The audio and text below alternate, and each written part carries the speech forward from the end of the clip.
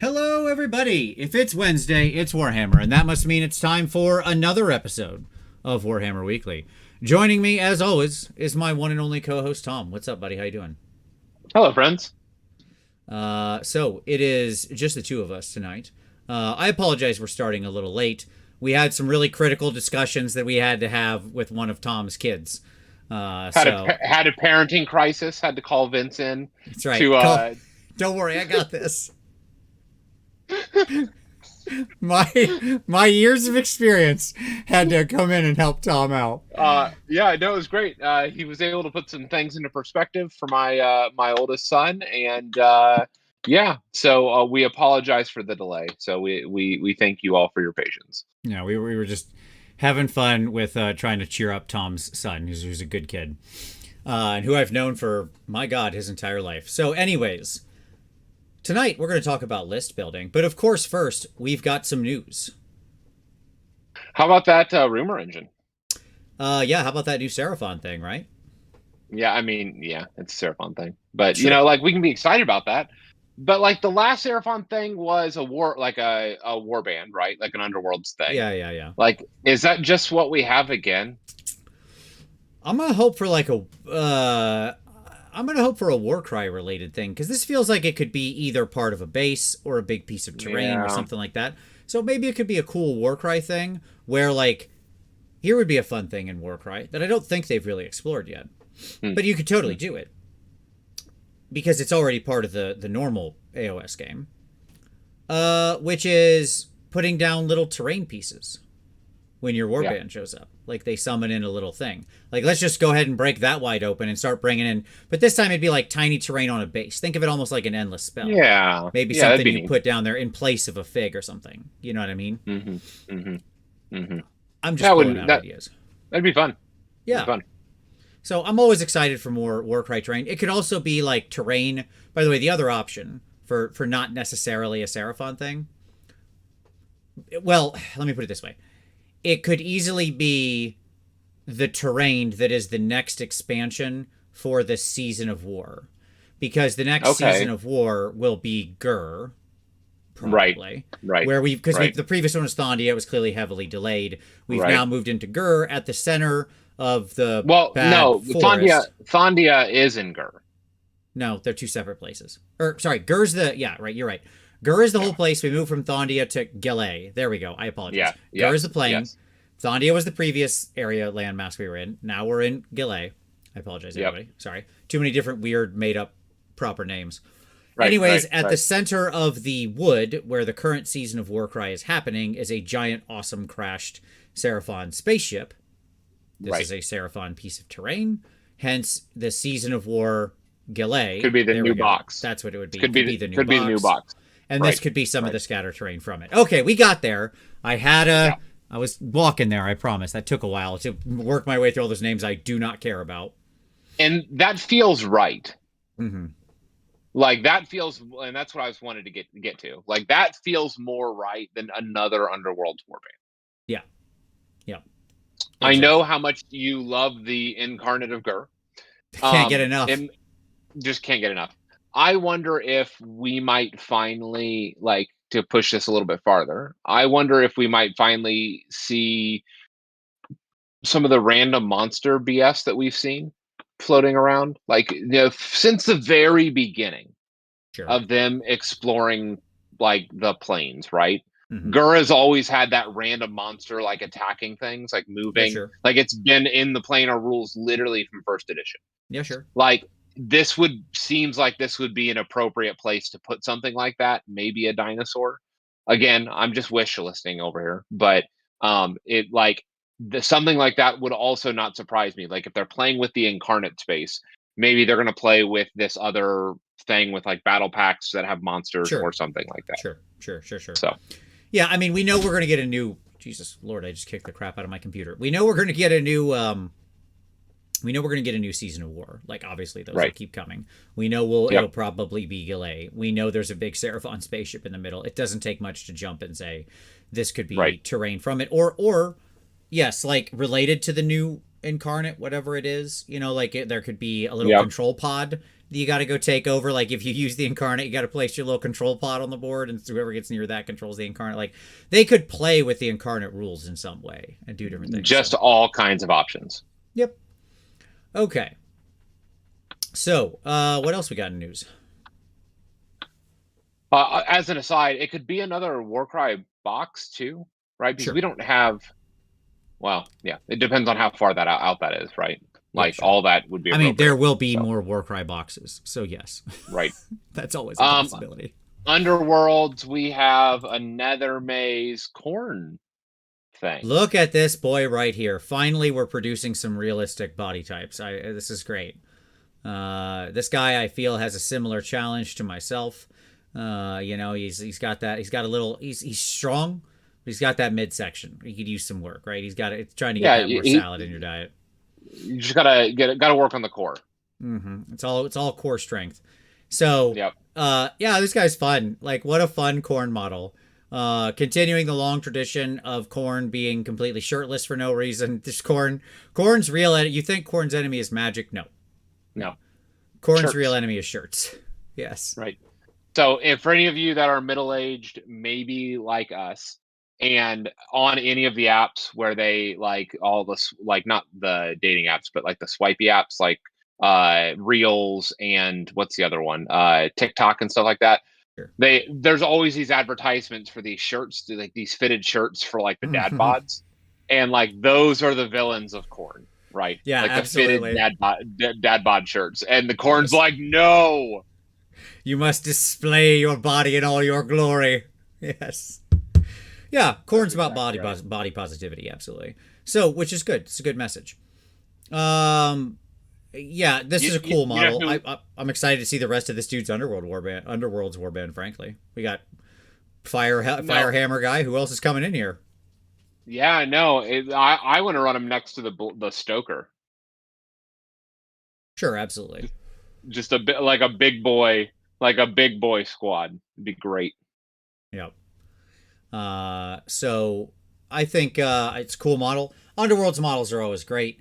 Little minor stuff, like I love the scarification on this guy's arm. You can't really super see it in this frame, but you can see little hints of it along the outside of his arm and the inside.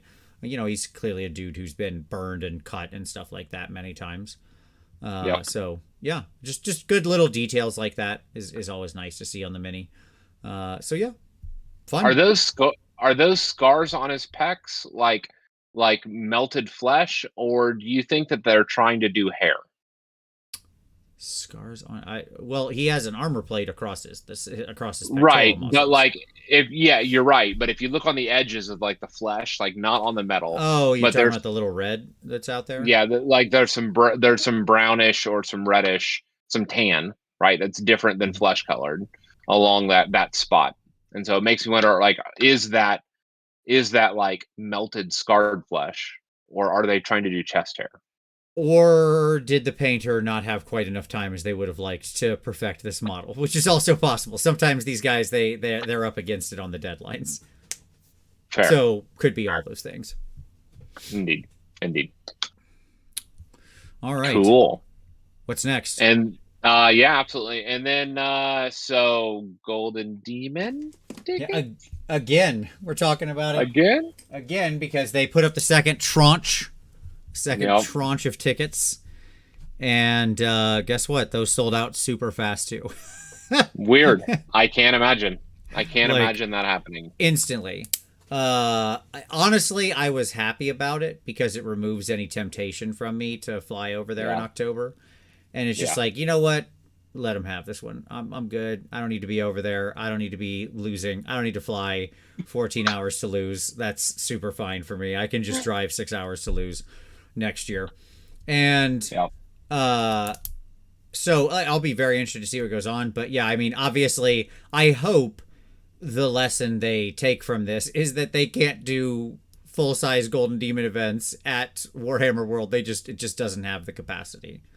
Right. There's between people that are just interested in going because it's a fun weekend, it's like a hobby weekend, and people who want to enter. It's more than 650 people or whatever the limit is for Warhammer World, which I think that's the number. So, well, it's a good problem. It's a good problem to have. Yeah, right? Sure. Yes. And Alessandro, that's nice of you to say, but I would be like, one, I wouldn't want it. Two, that would be like should be like number 5,000 on the free ticket list. So like I'm good with it. Um, there's a lot of people, good painters who are obviously who did manage to get a ticket. I look forward to see what they enter. There's going to be a lot of really strong pieces there.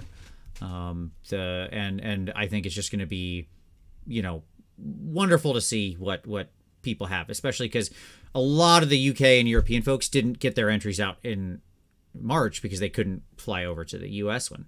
So there's still a lot of people there with a lot of amazing entries they might have built up over the pandemic. So it should be a lot of fun. All right.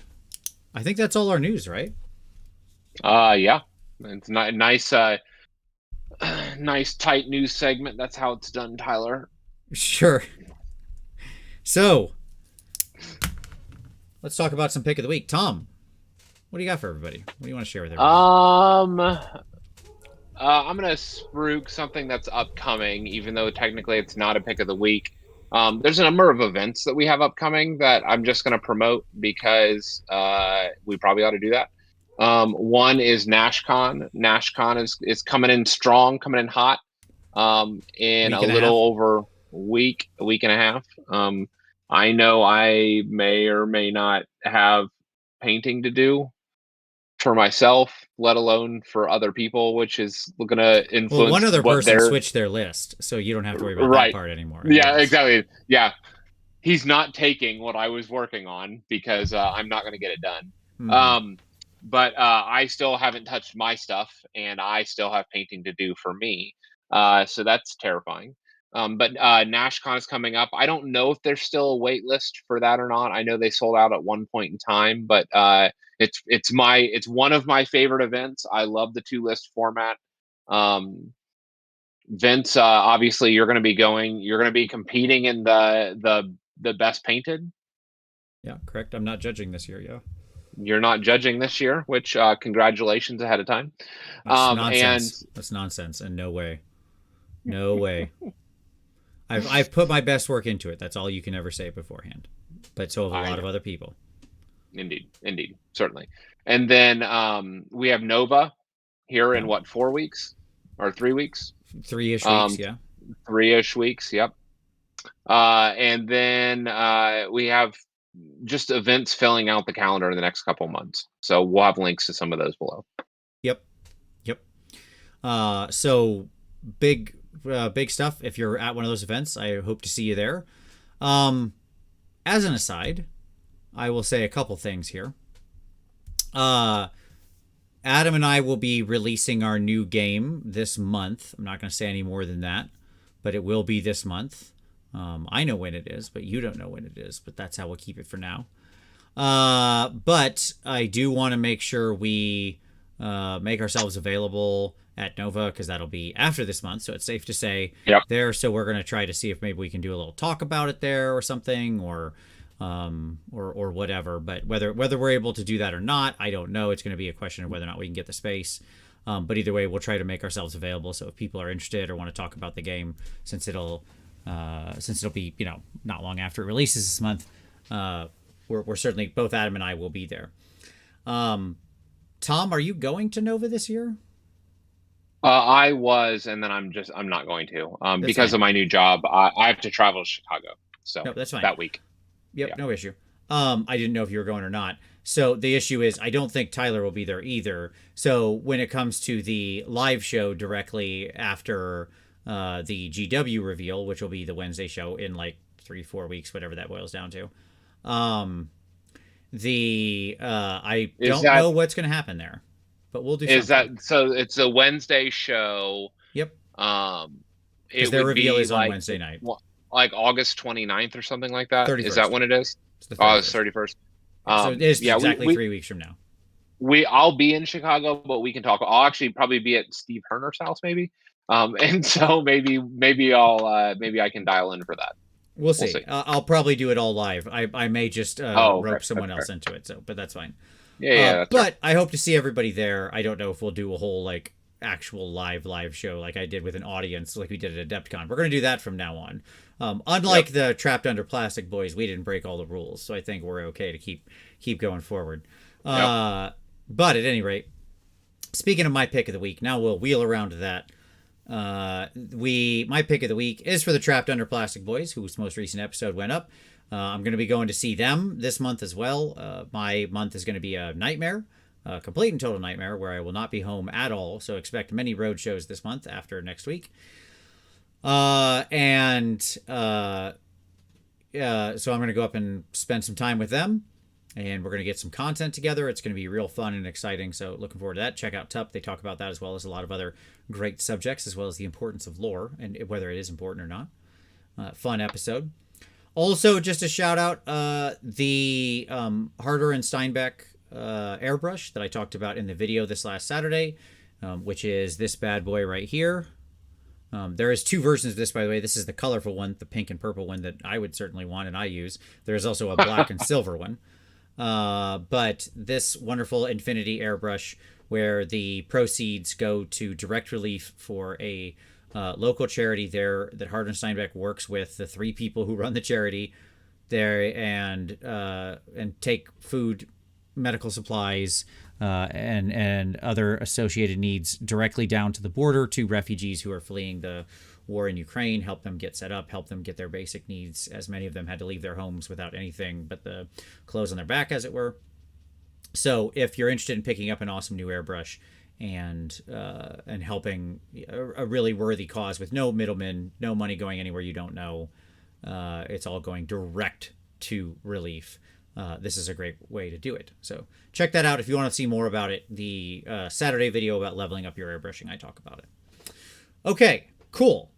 Let's talk about some hobby time. Tom, you already kind of mentioned it, but what's been on your plate, man?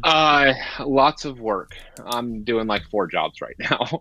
And so not a lot has been made it onto my hobby desk. I've had some work going into my the Sylvaneth that I had doing commissioning, but I have a bunch of models that I need to get done for my army for next weekend. So I am not looking forward to that. So from a hobby standpoint, it's been fairly light. You had quite the busy hobby weekend this last weekend. Is that not true? Yeah, sure. I mean, this last week I didn't hobby at all, but yes, I was at Gen Con. I mean, I guess I did hobby because I taught classes.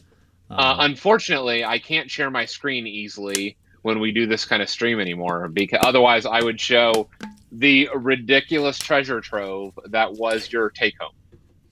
I was very honored to win Best in Show, which is what you're driving at, so that's fine. Well, not only that, you had like, just, I don't know, like... I took 3 Best in categories, yes, with 3 golds and 2 silvers. Yes. There you go. Yeah. It was great. And then you had another 3 gold things and 2 silvers and Best in Show. Yep. You can see a little ribbon right here laying down. That's nice. Yep. It's on that thing behind me. There was some really, really nice models there. I was honored as to have it, and it was great. The first prize was an axe. Certainly, I'm going to try to win Best Painted at NashCon. I want this to be a weapon collecting month. That would be an interesting August. I'll tell you a funny story about that axe. So, that axe, the Slayer sword is not actually sharpened. They still make you usually wear the glove or whatever if you're in the UK when you win, because somebody had cut themselves many, many years ago, and like liability is a concern. Yes.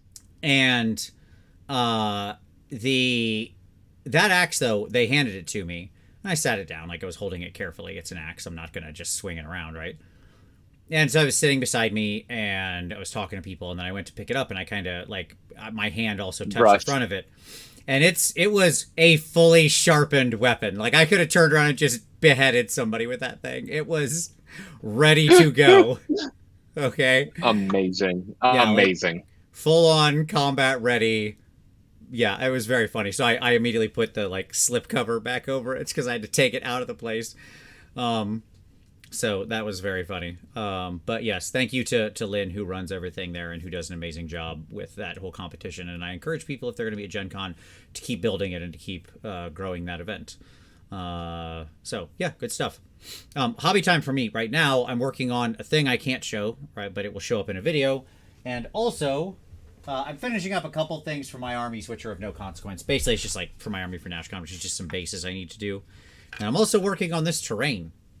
Look at this. Look at this crazy stuff. Look at this, like a satellite dish. So I'm working on all this. So just started those guys. Amazing about those. But yes, many projects in the works. Most of which will become videos. So there you go. Cool. All right. Well, enough of this hobby talk. Let's get to some list building. All right.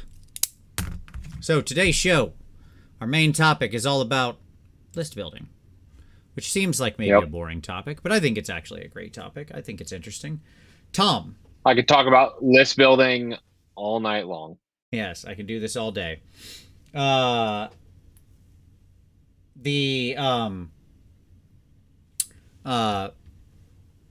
want you to talk about your list building philosophy at a high level, because you are much more Johnny than me. And you're like, part of your hobby is list building, right? Yeah. Okay, talk about that. Why? Yeah, because I mean, the reality is that a lot of games at the end of the day are won or lost in the list building process. And I know that sounds really silly, but there are just some things, some combos, some tricks, some utility that, like, if you don't build it into your list, if you don't tap into that, then you're not going to have. And I mean, the reality is there are some games where I've walked up to a table, and I don't mean this cocky, but I've walked up to a table and I've looked at what I'm playing against, and I went, cool, I'll take a win. Like and it's, again, it's not a judge against any person necessarily, but there are just some ways, because of the math, because of how things line up, the utility, the mobility, all of those things, that list building should be a really big priority. Yep. And so for me, there are just some things that I need to have. I need to have, again, and this is part of this also has to go to play style. So like, what you're going to hear is my list building philosophy as it interfaces with my play style. And so different people are going to have different play styles. And so I don't want to say that the way that I'm doing it, the way that I build lists, are the only way to build lists. That's not what I'm trying to communicate. Right. But just simply that the types of lists I like to play, the types of Warhammer games that I like to play, like, there's a certain philosophy. Like, I always want to have at least one anvil unit, often two, that can, like, really take a punch, right? Mm-hmm. For me, I always have to have at least one unit that I can point and click and do some damage and just pick things up. For me, I have to have at least one utility unit, and or like a utility mobility unit. And the funny thing is that, like, that came about by playing lots of games with Vince and watching that in play, and me undervaluing that type of unit initially, which is like a throwaway utility unit. It has no other purpose than to basically be able to move and be able to be where you need to be when you need to be there, right?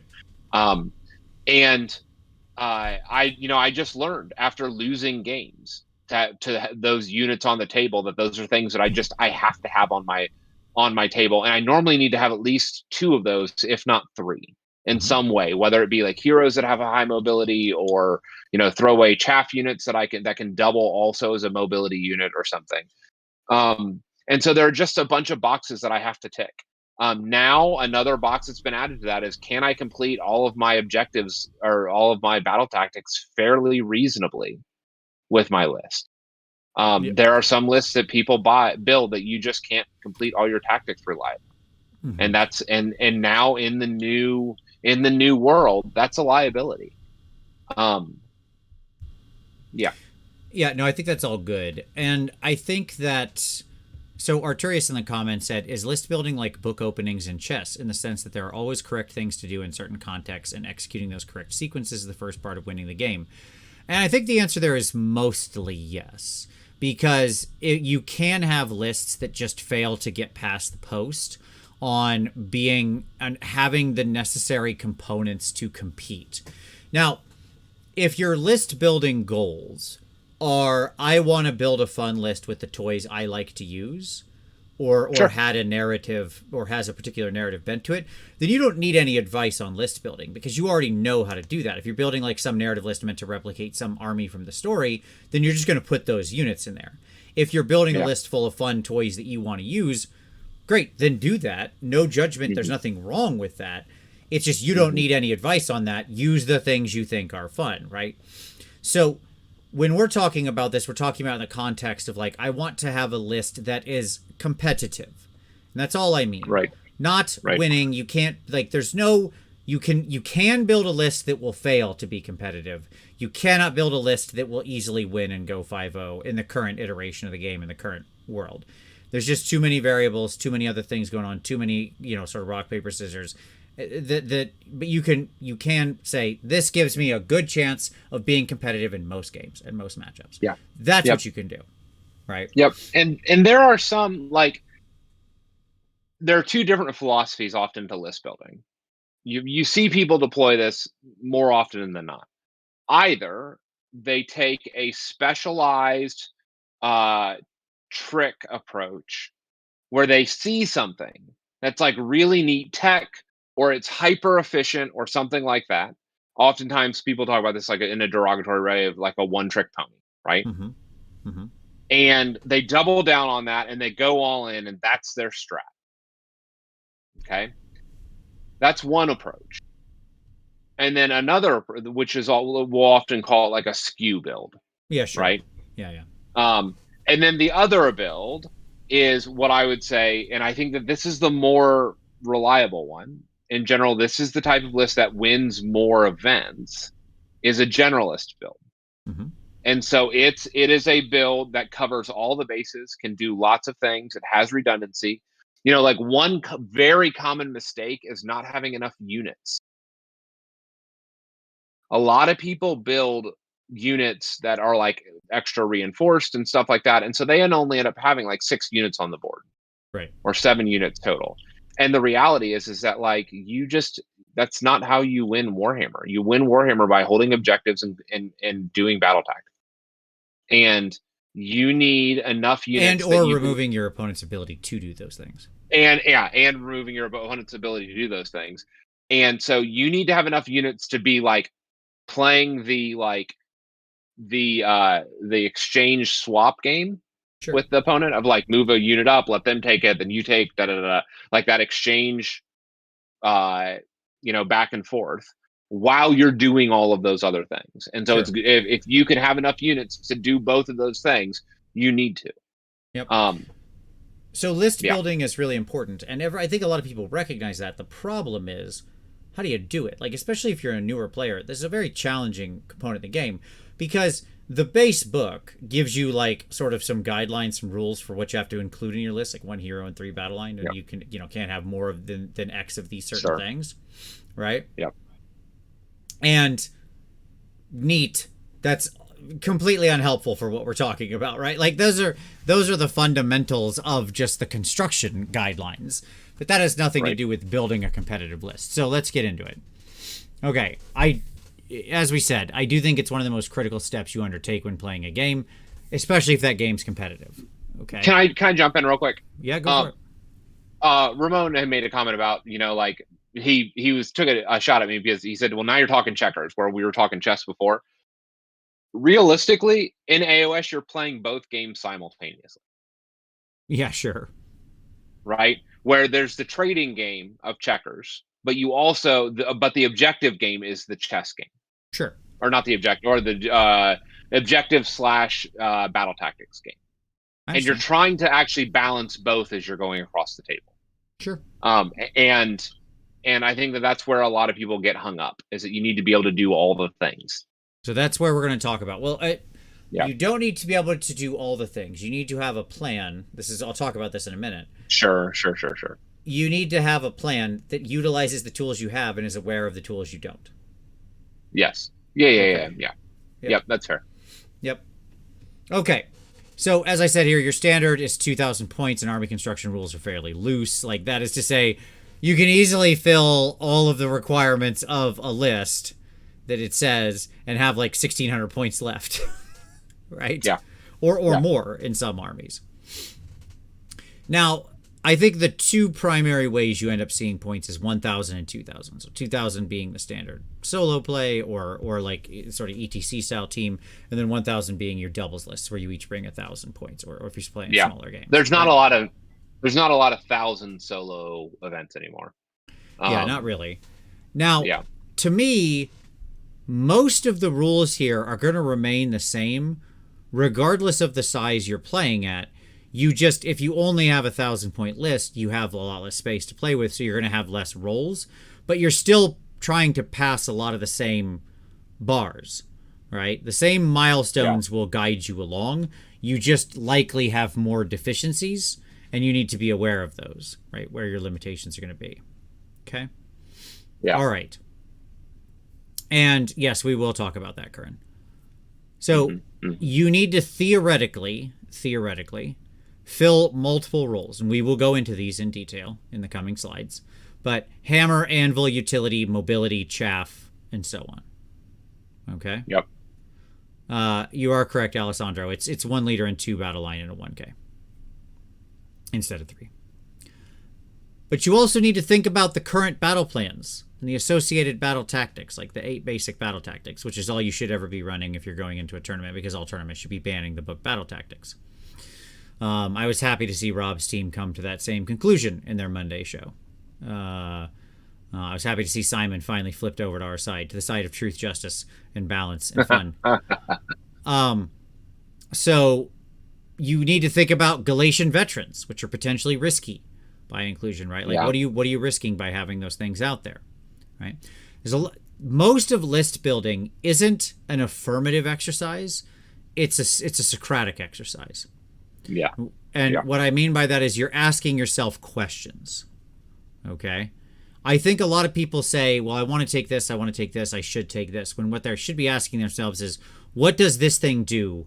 Does this thing work with the other things I've already taken? Is this doing something vital? Is this the right amount of points to spend on this thing? Do I have X to do Y? Right, exactly. And if I don't, should I throw good money after bad and try to cover the hole? Yeah. Right? Or should I lean into where my strengths are? Which, by the way, sometimes can be the right answer. Right. Right. Or do I need to play and invest more in my strengths? Okay. Yep. Thanks, Steve. Awesome. I'm glad to hear that, buddy. That's really good. It's a fun class to teach. All right. So we're gonna just jump through. The way we're gonna go from here is we're gonna hit the different areas of the list almost in the way they appear on War Scroll Builder or something like that, right? Kind of this is the way my brain orders these things. I don't know if your brains all do the same. Maybe you think differently. That's perfectly fine. But that's just the order I'm using here. So we're going to start with heroes. It's usually one of the first things I think about in my list. It's the first thing on the top of the page in War Scroll Builder, and it's usually the first in my mind because it often sets a lot of the tone that I'm going for with the list. Yep. And in my mind, heroes have to serve a purpose through their inclusion. This is the biggest killer right now in the game design. Monsters may be often pretty dumb, but at least they could, like, theoretically do damage, I suppose, often. Yep. You know? Yep. So many heroes in this game are just completely worthless. Because they're sort of meant to be combat heroes, and they do an average of, like, 1.5 damage against a 4-up save, and have 5 wounds and a 4+ save themselves. And it's like, great, neat, in the bin. Right? Just no other purpose to this thing. Hey, Dingo. I'm glad to have you along. First time watcher. All right. Good stuff. And so you have to, with heroes, I think it's easy, especially when you're newer, to just be like, I'm going to put 6 heroes in my list, to fill them up, and to just shove your list full of heroes. But heroes are, by their nature, a weaker choice. They enable a lot of things in the army through command abilities and stuff like that, but your unit champions can do that now. Right? They may have unique spells or prayers or command traits or artifacts, may have those things. Right? Yeah. But fundamentally, they are weaker. They have less capture power, less wounds, less kill potential per point than equal units. Mostly. Yeah. It's not universally true, but it's mostly true. You take your average 150 point hero and you go buy 150 points worth of a unit, you get more capture power, more wounds, more kill potential, per point out of that unit than you do out of that hero. Yep. Right. So you're naturally taking a weaker choice. That's where we got to start. So if that hero is going to enter this list, then they have a lot of questions they have to answer. Think of this like the bouncer at the hero club. You want to at the list club. A lot of these things can be phrased like the bouncer at the list club, right? Yep. The bouncer has to have a checklist. He's out there checking IDs, but he's looking for more than just age, right? Sure. Instead, what the bouncer's looking for is, what's the purpose you're going to serve if I let you in this club, into this list? Yeah. Yep. And is that a good mix? Bouncers will often let people in because they think they'd be a good mix in the club. Like, oh, we need more women in the club. We need, more young people in the club. Like, whatever. They're trying to make a good mix in the club to keep the party jumping or whatever. Right? Same thing here. So here's the questions I have, Tom. I'm interested if you have any more. Okay? Yep. Is this hero a hammer? That's question number one I'm often asking myself. Can they serve as a standalone functional hammer, more or less without support? Right? I don't want to have to invest a ton into them. Yeah, a good would be I think Kurdos fits in this category. Kurdos is a good example. I have the Mega Boss on Maw Crusher. We're going to look at some examples of all of these in a moment, but yes. Yep. Obviously, I think in categories of, of Night Haunt right now, but certainly. Yep. Is this hero 10 wounds plus? Yep. It's one of the most important questions because the second you get 2 of those guys in a list, things change in your list building capabilities. You cannot go 1-drop anymore. Right? Yep. Those heroes are more fragile, naturally, because they can't get cover. They can't do a lot of things in the game because they're 10 wounds. They're just immune to a lot of the things. They're not getting lookout, sir. They're not right? Yep. So is it a 10 plus wound hero? Okay, great. Now it has to work extra hard to justify its existence. And what that also means, and we've talked about this before, is the worst a hero can be is 10 wounds. Yep. When Waffles Enjoyer I didn't see your question. Does the core rulebook explain how to assemble a legal group of models into an army? Yes. Contest of Generals, Army Composition Pack. You would also, Waffles, want to look at so that's a battle pack, right? That's the basic battle pack that comes in the core rules. The battle pack defines the army construction requirements. So Waffles, you'll want to check out the General's Handbook. The most recent one came out. It's the 2022-2023 Season 1. And that one has really the current matched play battle pack in it, which explains the battle tactics that are available, the grand strategies that are available, and the list building requirements of what you're allowed to include. The General's Handbook is really your sort of key. Waffles, you can also just go to War Scroll Builder, which is part of the GW community site. So if you just search War Scroll Builder, it'll come up. And that has a lot of the army construction rules baked into it. So you can just start assembling models on there, and it'll tell you, do you have enough leaders, enough battle line, too many of this thing, too many of that thing, and so on and so forth. It's a great tool. And obviously completely free, so you can just play around. Yeah.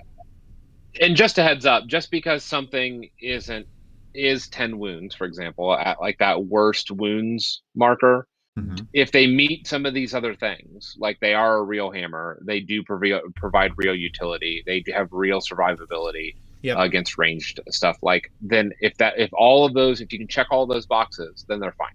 Yeah, sure. Just leave them alone. Some good examples of this might be Sinessa, who 10 wound heroes that clear the bar, like Sinessa and Slanesh, because she has good casting options and is an interesting sort of character overall into what she brings to the overall army and her utility and her mortal wound projection. Another good example might be the Lady of Vines, who, even though she's 10 wound, has an incredible spell that can bubble out a 5-up ward to a lot of the army, who can be a pretty solid caster, who can, count as a beacon out, count as a woods or overgrown effectively, right? So it's funny because Sylvaneth have 2 of these in the Lady of Vines and Draika, sort of the light and the dark. Oh, sorry. Yes, Sinessa is 9. Dexess is the 10 wound one, and she's terrible. Never mind. Remove Sinessa. I apologize. So yeah, Lady of Vines, and I forgot which one was horrible. Yeah, the 10 wound one is horrible in Sinessa. Sorry. So yeah, like the Lady of Vines and Draika are both 2 that get past the post and find themselves included in lists. Yep. And I think are valuable. Shaggoth in Beast of Chaos is another one. Yep. Yes, thank you, everyone. Yes, Dexessa. Dexessa is terrible. Don't include her. She's 10 wounds. She fails the test. Sinessa's 9 wounds. She's good. Thank you, everyone. Sorry. Okay. And then, yeah, is this hero providing necessary utility? Can this hero survive ranged attacks, mortal wounds? Especially important for the bigger heroes who can't hide in any way, who can't look out, sir, who can't get in cover, who can't often just actually hide behind physical terrain and block line of sight. And how many drops am I aiming for? Right? Yep. Because if you if you pass the post of 2 heroes with 10 wounds or more, or more than 3 heroes, you aren't 1-drop anymore. Yep. That's it. That's the max. Right? Yep. And so the question, and which, by the way, may matter or not. Your list might not care if it's 1-drop. Like if you're Nighthaunt or Skaven, you're probably like, I don't care what that means. Mindy, I'm on 14 drops. Have a nice day. Mindy, what are drops? Sure. So at the beginning of the game, during deployment, you and your opponent are each going to go back and forth setting down one of your units. Unless some of your units are in a battalion that has the unified keyword, such as Battle Regiment, in which case you will place all of those units at once. Whoever finishes their deployment first has priority. And priority means I get to decide who goes first and who goes second. In all future rounds, you roll for it. But in round 1, it's decided by who finishes dropping first. So if you can reduce your drops down to 1, you usually... I actually know the statistics of this because Rob quoted it this week. Tom, what would you guess, if you're 1-drop right now in the current meta, what would you guess your chances of having priority and hence being able to decide who goes first and who goes second? 60%. 85. Oh. Really okay, and I was thinking from the standpoint of like on top tables. No, it's fine. If you're looking, well, yeah, that's just it. It does fall when you go up because 1-drops were kind of performing strongly. But at any rate, if you who is still 1-dropping right now with bounty hunters? People who are winning tournaments is the answer to your question, Mike. That's the look at the top 10 is my answer. 6 of them. And then probably 6 other people scattered throughout the thing. It's not a lot. Right. But it exists. But they're designing lists to optimize dropping first. That's the key. Correct. And that's what we're going to talk about as we talk about the rest as you construct the list. There's not a value in just being 1-drop cuz. Right? Just like there's not necessarily anti-value in being 14 drops. It doesn't matter. Right. It's not a good or a bad thing. It's about what how the rest of the list is constructed and what it's meant to do.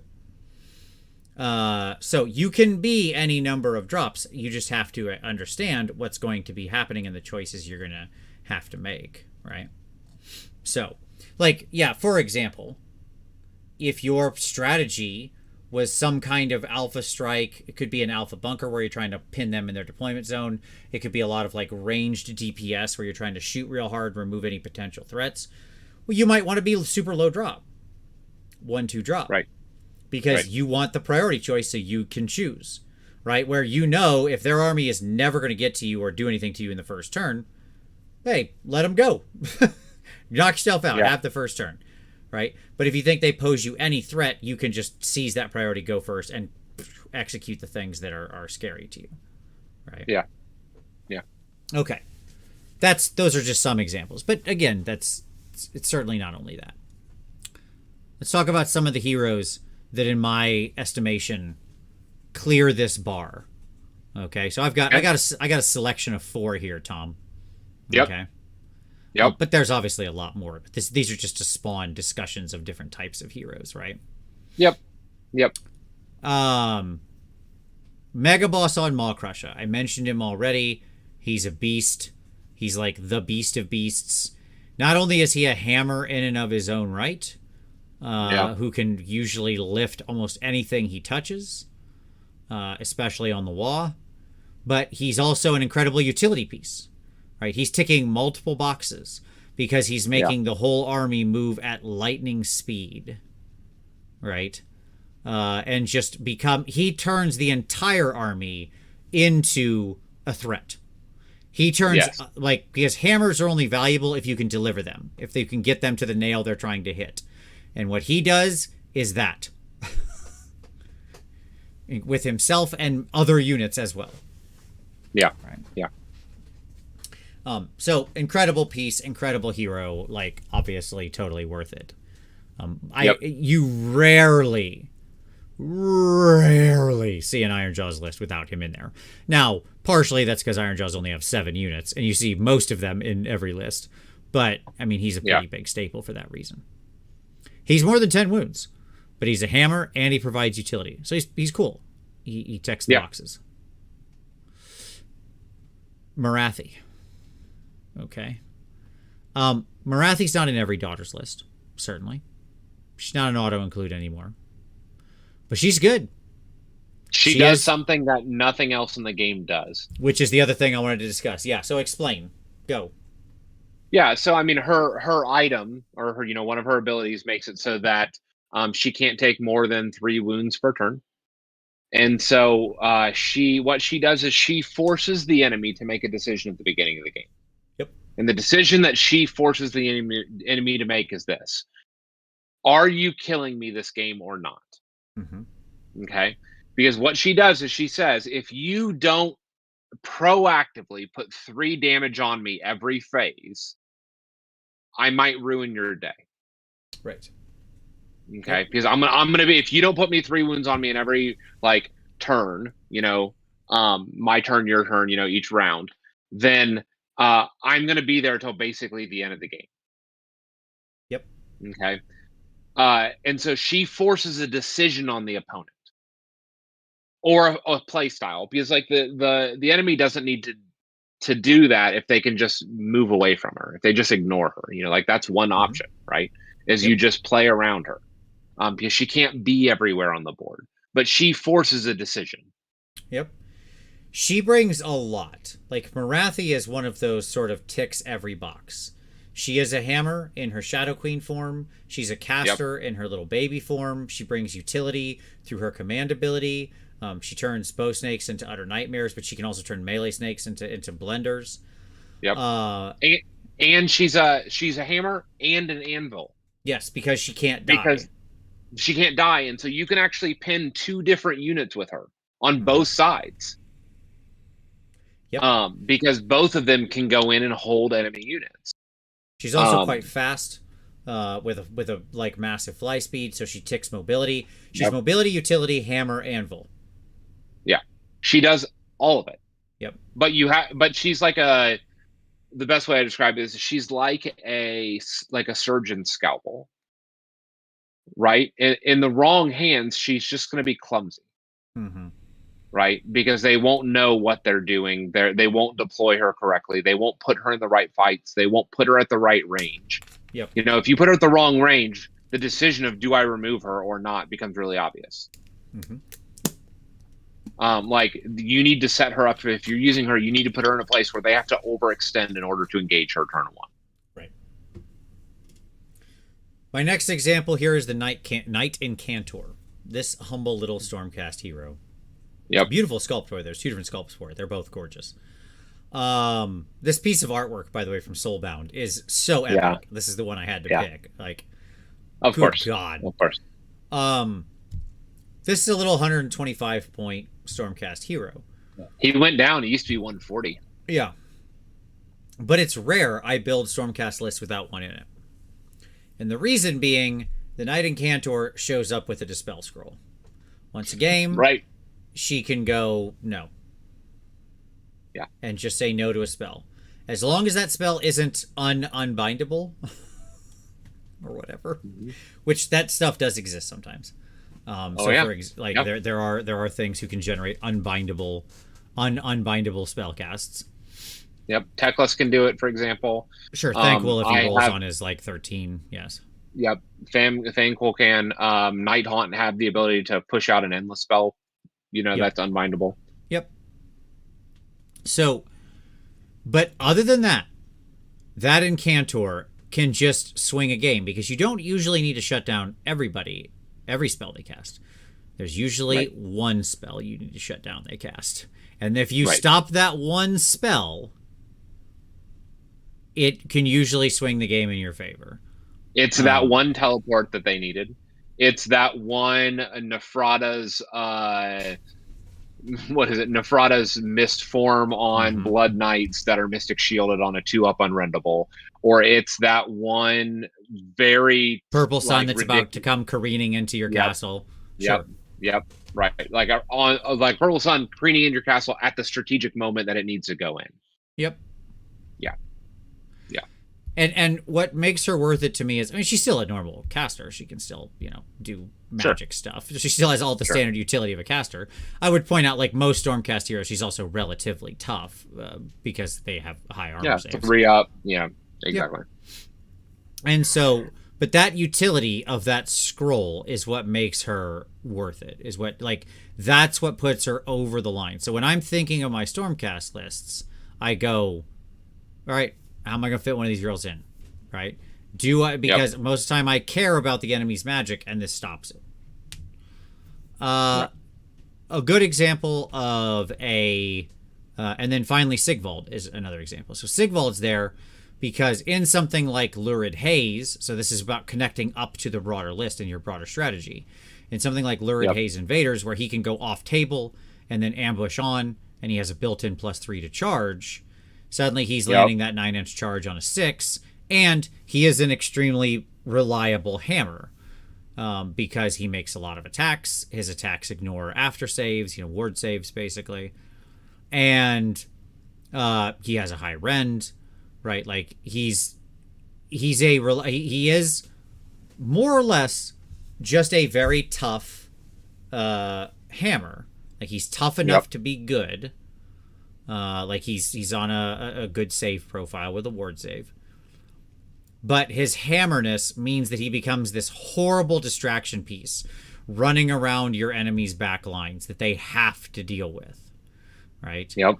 The Knight Incantor, if you took it off board and had it ambush on, even at like 3 inches away, your opponent would not care. They do not need to change their battle tactics because this little spellcaster is running around popping people with her staff. Right? Right. His 3 attacks on 3s and 3s, -1 rend, 2 damage. Right. But Sigvald, you have to care about. Right? And it's going to change their entire battle plan when they have to suddenly deal with this lunatic running around their back lines. Well, not only so that's the funny thing is that so much of list building and deployment is actually like the play counterplay. So it's not just that they suddenly have to deal with that in the backfield. If they know you're Lurid Haze, they know that you're going to be able to deploy him off table and bring him in anywhere, which then is going to change how they deploy. Yep. So like the secondary consequence of you having him in your list and deploying him off table is that it is going to force them to change their strategy. They are going to have to play more conservative. They are going to have to screen. They're going to have to do these things. Otherwise, they're going to have to eat him. Right. And a lot of lists just can't take hits like that. Right. Yep. So all of these heroes that I've mentioned, when you look at the sort of to zoom out to the RCA of it, they either ask a question your opponent must answer. I deal a lot of damage. I'm hard to remove and deal damage and cast spells. I show up in your back line and start going ham. Those are all questions your opponent has to answer, right? They've each found some reason to justify in the strategy. Or they answer the question your opponent is asking. That's the other thing heroes can do. The Incantor is a good example of that, but there are more. Okay? I would argue that the little Wazadaka shaman or whatever in Bone Splitters who can just like melt his own head off doing mortal wounds. Yeah. is an answer to a question, because yes, maybe you can get him like deep in their up in their lines and hit one of their choice pieces. That's a great day when that happens, you know. Yeah. But what he often is an answer to whatever they're going to try to bring into you to kill your boys. He just goes, nope, die. Yeah. Yep. Right. In Night Haunt, it would be your Cruciator. Yeah, the Cruciator is an answer, because it's a question of like, can you take this much damage? You know, like that's what the Mega Boss or Kragnos roll. Can you take a bucket full of dice of damage? And the Cruciator's like, yep. Right. Right, because the Cruciator's reducing all incoming damage within a 12-inch bubble by 1, he's an unbelievably defensive piece, right? He's answering the question of, can you survive this? And if you have two of them, they're reducing damage by 2. Yes. They should make those not stack, but that is true. They stack right now. Yeah, they do. They shouldn't, but they do. So either it's asking a question of your opponent, how are you going to deal with all this damage? What you going to do with all that junk up in that trunk? Or it's answering that question, okay, about said junk. So that's heroes to me. Yeah. They don't just show up in the list, because you got to have one leader. Great. That's nothing. That's not a requirement, right? You could have up to 6. Yeah. And not all armies have great answers to these questions. This is where what I want to leave before we leave Heroes Behind, Tom, is I want to talk about some of the armies that sort of lack great answers to these questions. Okay. Yeah. Yeah. And so, like, in my mind, this is one of the challenges of Lumineth. Is that really yes, fascinating? Because they do have a big hero that can tick a lot of boxes in Teclis.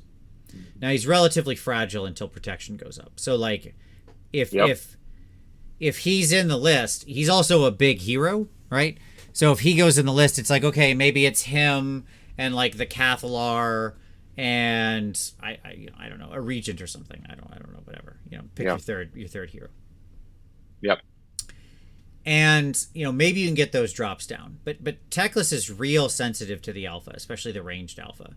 Because he's just 14 wounds on 4 save if he hasn't cast spells. If you could bodyguard him, they would be cooking with butter. Like, if you could just straight prevent wounds to him. Sure. So, like, on like a 3-up. A lot of their heroes have sort of questionable utility or very complicated utility to mobilize that doesn't always work, right? Yep. And Teclis himself is such a dominating piece when you take him, because he's so expensive that he just makes a bunch of other decisions for you by virtue of the fact he costs, 700 plus points. Yep. Right. Yep. So I think it is, like, to me, when I look at their heroes, a lot of their heroes don't cross that bar. I look at them and I'm like, I don't know why you're not justifying your place in the list. Yeah. Okay. Yeah. Gitz has a bit of this challenge right now. Where a lot of their heroes are very small, very fragile. The utility can be questionable.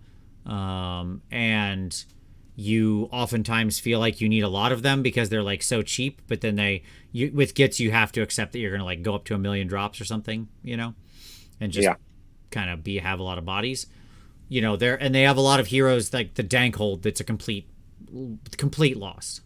Like the Dankhold Trog boss hero. He's just a complete loss. I hear that. I don't necessarily agree with you, but that's fine. I haven't seen him in a lot of great lists that win stuff, so I mean, I'll point to history. Sure. Yeah. So yeah, I mean, I think that at the end of the day, the big question is what. Yeah, can your heroes answer those questions? Mm-hmm. And some lists just can do that better than others. Like that's what makes the item for Battlesmiths good. The bubble of like 4+ spell ignore. Sure. Right? Because that becomes an answer to things like Purple Sun and other stuff like that. Right? Sure. Of like, do they have an answer? They do. Okay, well then great. And so but heroes can truly make or break your list before it starts. Yep. Absolutely. And the important part when you're asking this is not just do they do this thing? Do they do damage? Are they a hammer? Are they providing utility?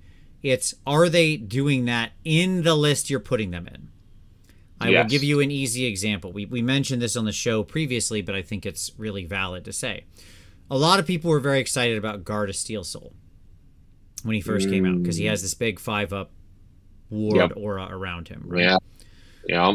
But you never see him, and the reason is because, yes, that 5-up ward is incredible utility. The problem is he then pins your entire army in place.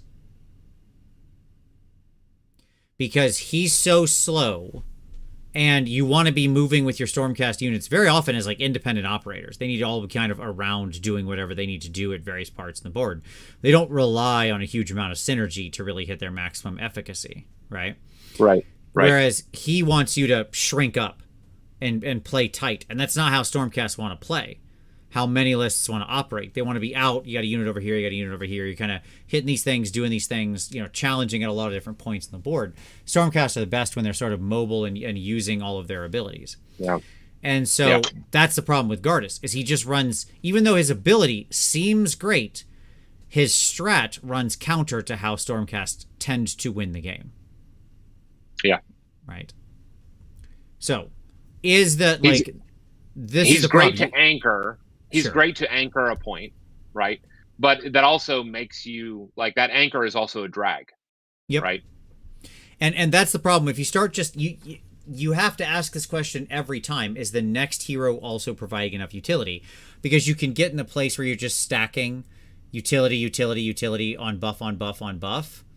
And if those buffs aren't easily usable, deployable, mobile, then you're just putting a hat on a hat on a hat. Yep. And you're building a Death Star that's going to get Bellicord, and you're done. And now all your dumb heroes have nothing to do.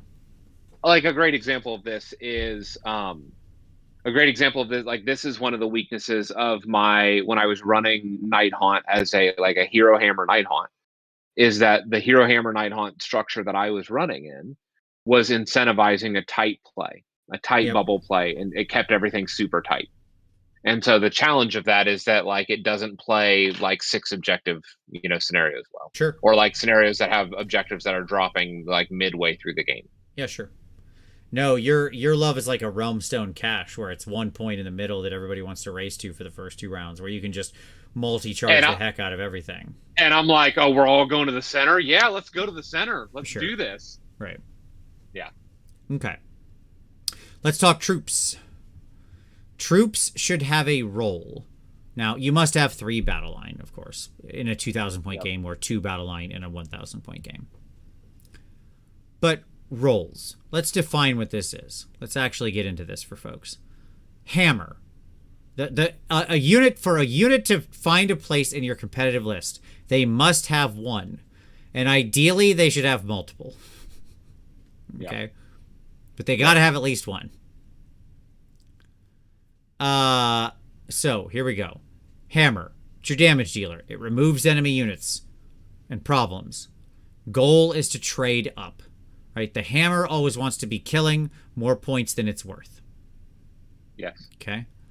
By the way, that removes enemy threats could mean at range or in melee. Yep. But that has to be weighted accordingly. A slow, like, Gotrek is naturally just not as good as a lot of other hammers in the game who do less damage, because he has to march around the board quite slowly. Right. Yep. Anvil. Damage absorption. Survives enemy units. The goal is to survive to allow for a favorable trade.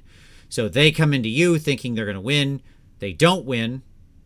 You stick with your unit, and then your hammer can then countercharge them and remove them. Yeah. Now they've lost a unit. You haven't. You still have some percentage of a functional unit left, right, that you could rally or do other things with, or move to take a point, or whatever. Right. Or become chaff for the next round. Right? Yep. And you've now favorably traded up. Yep. Okay. Utility. Allows for a useful buff or trick that creates a positive externality. The goal here is to be synergistic. There are plenty of units. This is often the realm of heroes, but not always. There are plenty of units that do this. Longbeards out of cities is a classic example where they sit there and grumble and give you, wound bonuses. Let's do Banshees. Banshees that now eat spells and basically provide an extra unbind to all units nearby of your own stuff. Yep. Okay. Mobility. Moves to where you need when you need. The goal is to threaten objectives, period. Right? Like a pure mobility unit just can be explosive in movement.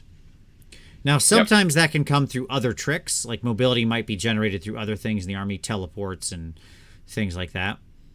But sometimes it's just generated through having a lot of really fast units. Yeah. Like, this is an IDK play right here, who can often have just a ton of very fast units that can just be around the board where they want them to be. And then finally, chaff. The unit is there to die or to threaten objectives early, like go out and hold things, so that your opponent has to react to them and move, because otherwise if they don't, you just win the game by default. And the goal is to die and interrupt enemy movement and allow for counterplay while they're doing it. So it's another trading idea. You're going to make them take their 300-point hammer, put it into your 70-point chaff, and then you lift their 300-point hammer with your 300-point hammer. That's a win. You're down 70 points, they're down 300. That's the perfect example of it, right? Yep.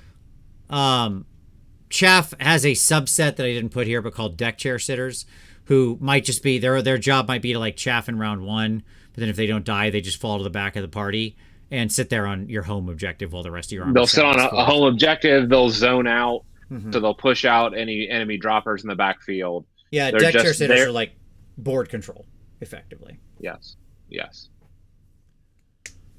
Okay. Josh A said, can you guys talk about minimum damage for a hammer? I don't know that I could give you an exact number, but let's talk about things we think, Tom, that not specific units, because that's on the next slide, but things that we think clear this post sort of conceptually. So for hammer, it would be an X amount of damage per points. But reliable damage. So what that means is one of two things: either super high rend or mortal wounds. Yeah, I mean, I would also just accept crap tons of dice. Yes, or weight of dice, but sometimes weight of dice just can't get there. Sometimes all of those things can't. You run into your high rend ain't doing a lot against Night Haunt, right? I mean, there's always exceptions. But to me, when I look, hammers are one of those things that I don't know that I could give you the math, but I know them when I see them. Yeah. So like, I will tell you that my number is, does this unit do 15 to 20 damage against a 4-up save? Okay, then it's reliably a hammer. That's the kind of numbers I'm looking for. But that can vary a lot. I mean, Storm Vermin do like properly buffed with sort of their standard utility, like just not putting a lot into them. I mean, just like the standard stuff you assume you have in a Skaven army, can easily do 35 to 40 damage against a 4-up save. It's wild the damage these things kick out, right? But they are fragile idiots walking around on a 6-inch move. Right? Who, if an enemy hammer gets into them, they evaporate. Yeah. So you've got to balance the risk of what is this thing? What's the delivery mechanism? Hammers aren't just the damage they do, it's the delivery mechanism for them. Yep. Anvils, you've got to have like some kind of quite reasonable damage negation trick. Whatever that may be. That could be something like having a built-in ward save, preferably like a 5-up or a 4-up. It could be having some kind of ward save plus high amounts of regeneration. So I think of things like Chain Rasp being a good example of both of these, where they have a 6-up base ward, can easily go to 5-up pretty straightforwardly, and can refill their unit really fast. And they're 5-up unrendable. Yep, so they're 5-up with a very high model refill. That's a good sort of anvil. Your classic Hearthguard Berserkers, who are, often going to be like I don't know, 4 up or something like that is pretty reasonable Yep. for them to be in a position of not unrendable, but space sort of situation. Right. And they could have 4 up spell ignore too. Sure. Like and then, utility there's no benchmark for that. It's just,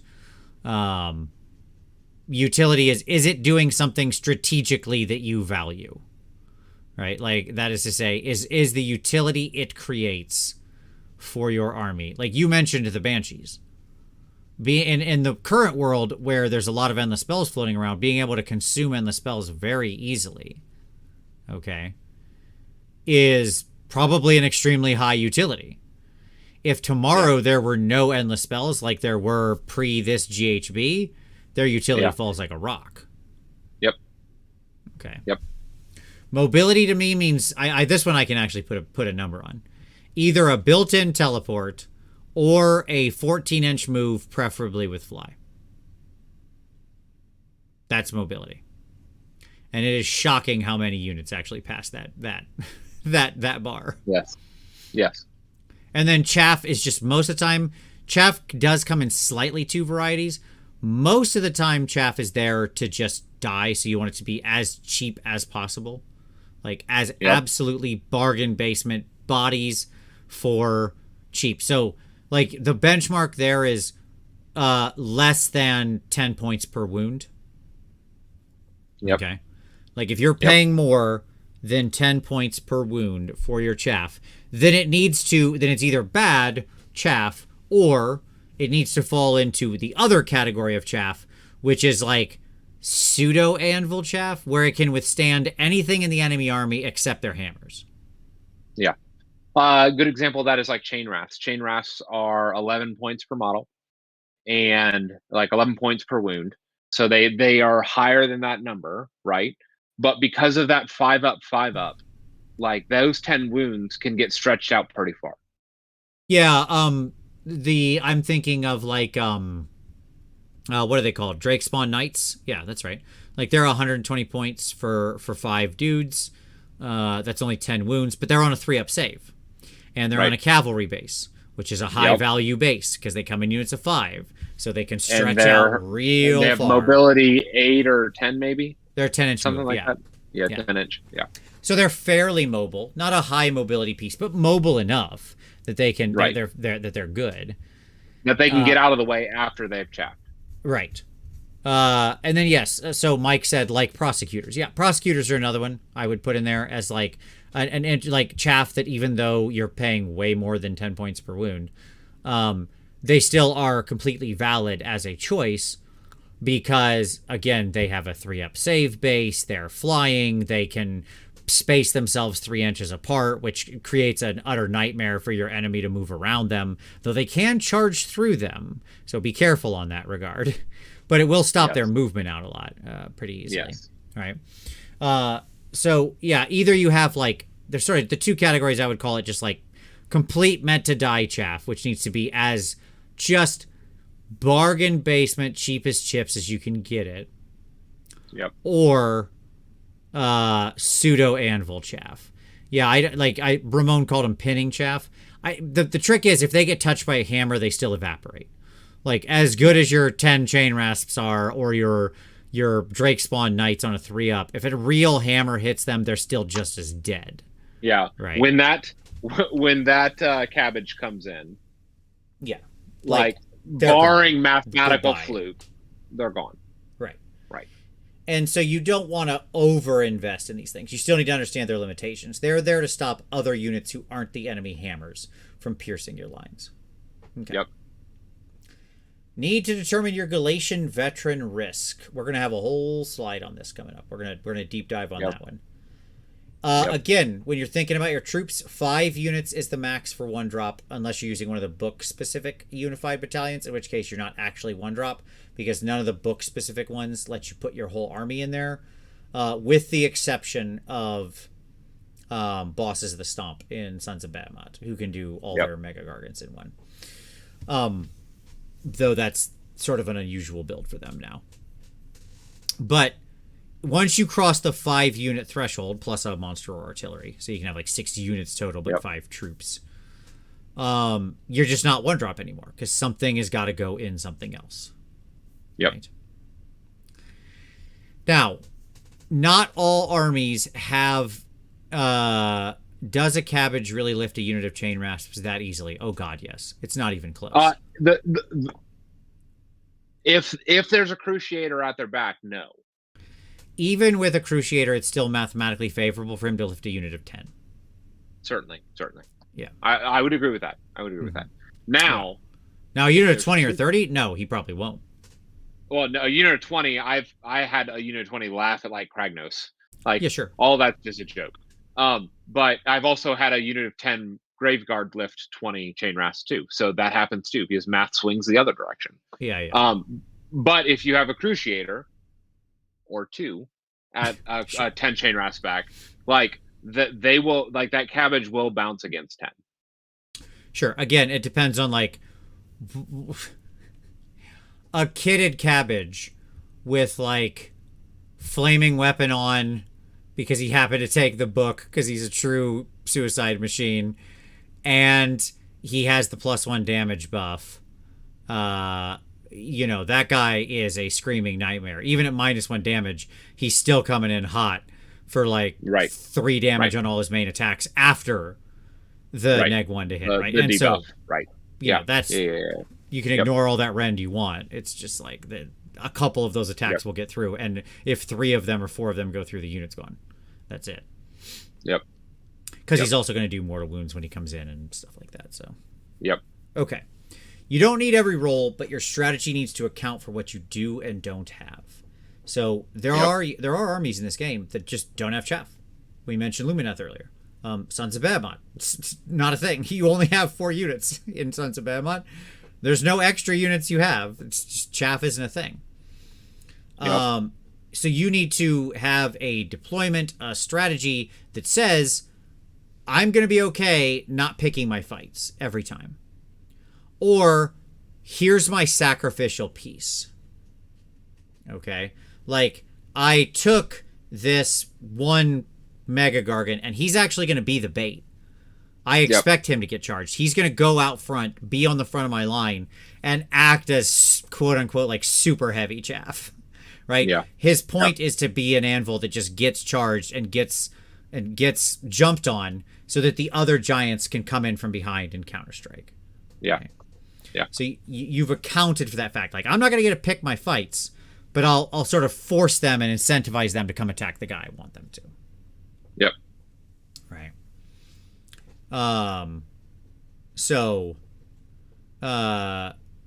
Frostlord on Stonehorn with Flaming Weapon, Molten Entrails does 6 damage on the charge with the horns. At 6 attacks, hit 4. Yeah, sure. Frostlord on Stonehorn is a perfectly great hammer. Good luck ever getting all of that stuff to happen in an ogre army. Like, I can't believe you're casting 2 spells in an ogre army, so already we're in like imaginary land here. But yes, you are right. Even without those spells, Frostlord on Stonehorn is a classically great hammer hero. Yes. Especially in obviously Boulderhead. Okay. Ramon says any model could be chaff if you don't care about it enough. Exactly.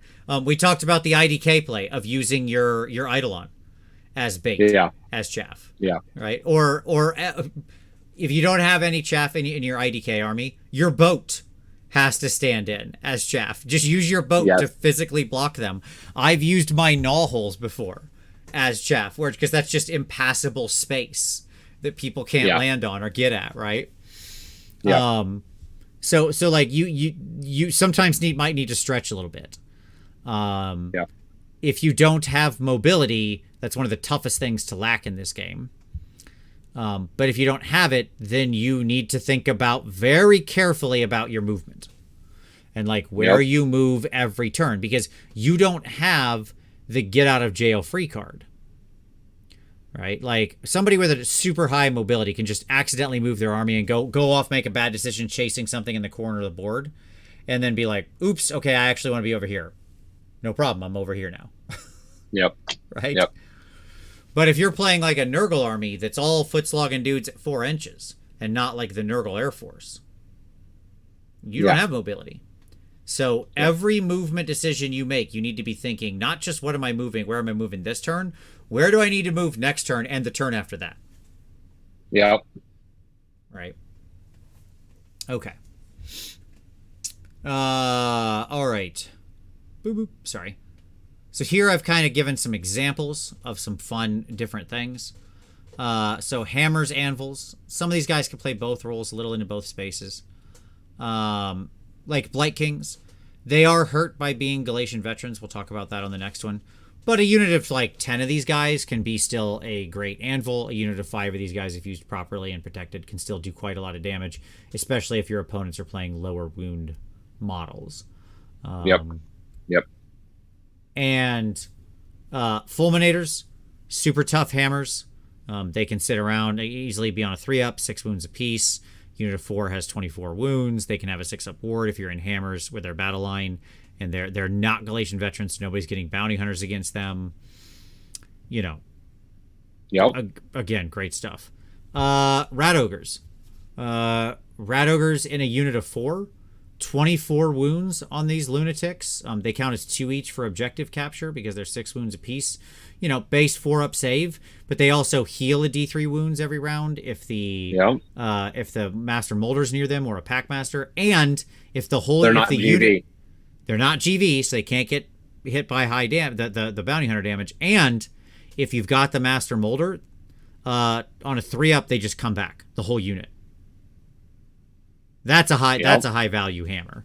Like, that's a great unit. Rat Ogres are so amazing in this edition. I really hope that giving them 6 wounds is important for some awesome new sculpt that's coming where they're just these monsters. It'd be great.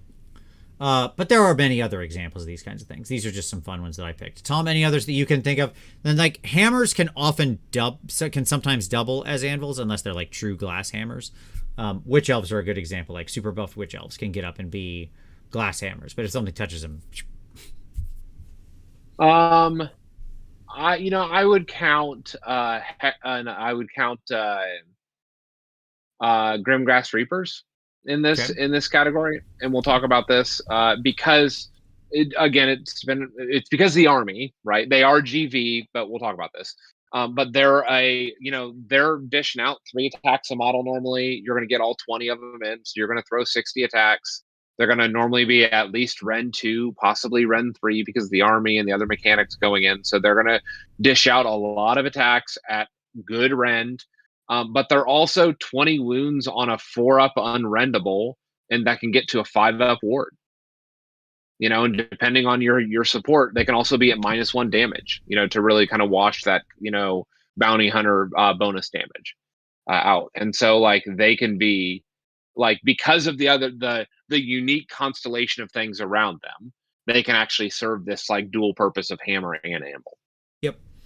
And what's interesting here is most of these things exist on a spectrum. Okay, like the hammer, and that's the reason I clumped this together.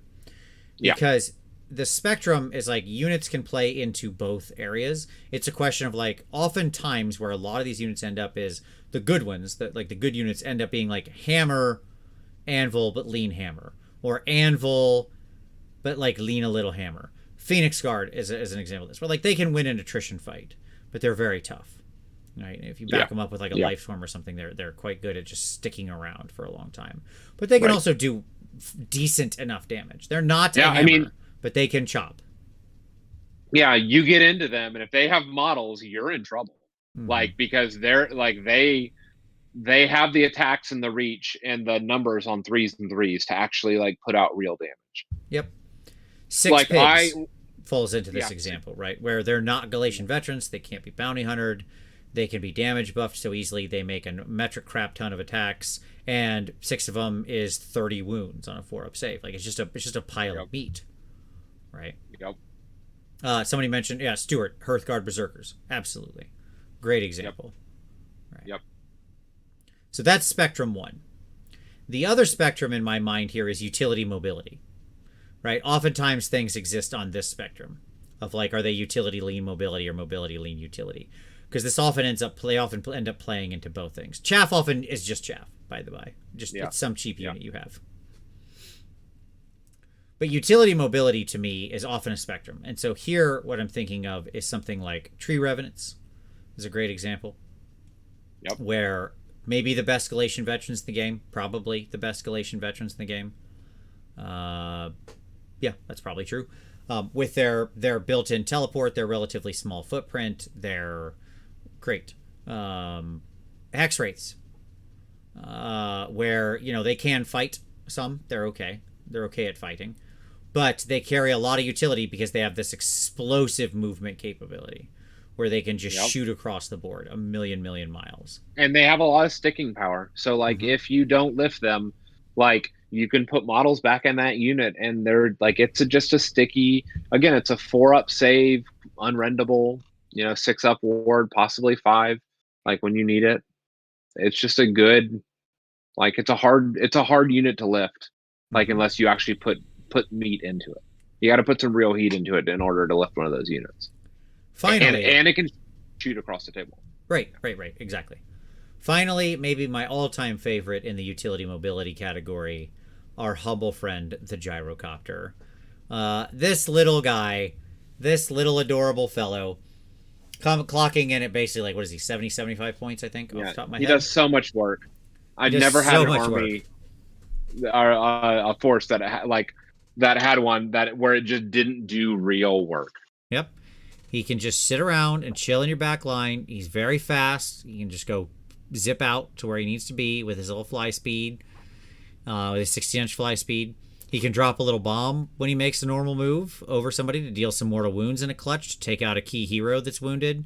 He has a little spray gun, a little steam gun, that if you happen to get a bunch of their dumb chaff in range of your steam gun, you can actually do some nice little damage. He can go cap an objective out of nowhere, or add another little body on an objective. He's just a fun little doofus that's not many points, and he can stand in his chaff too. In the worst case, like I've done board control many times by just having him to block out like ambushes and drops and stuff like that. And nobody wants to trade with him. Yep. Like they don't want to send in a unit to kill him, knowing that they're going to expose that unit to a counter charge and lose whatever they attack him with. Right, exactly. Nobody wants to actually put in any effort to kill the little dum-dum. Yep. These guys were, obviously last year at NashCon, I had them on the top of my head because I was looking at my army I ran last year. I had 2 gyrocopters on my list, and every game, those guys were amazing. They were just always doing the work for me. So, okay, let's talk Galatian veterans, whatever. Galatian veterans, as we've said before, should generally be either really tough or really mobile. And if you aren't one of these two things, you're probably just dead. Yep. You've made a mistake. There are still plenty... Whether people will keep taking bounty hunters forever, I don't know. But right now, there are plenty of people taking bounty hunters as a battalion. Yep. And because of that, most normal troops in Cities of Sigmar are just sitting around waiting to die. They're just bad. They just became instant bad choices. Yep. Because it doesn't matter that they can contest the proving ground when they all explode the second any enemy bounty hunter or hammer touches them. Yep. Right.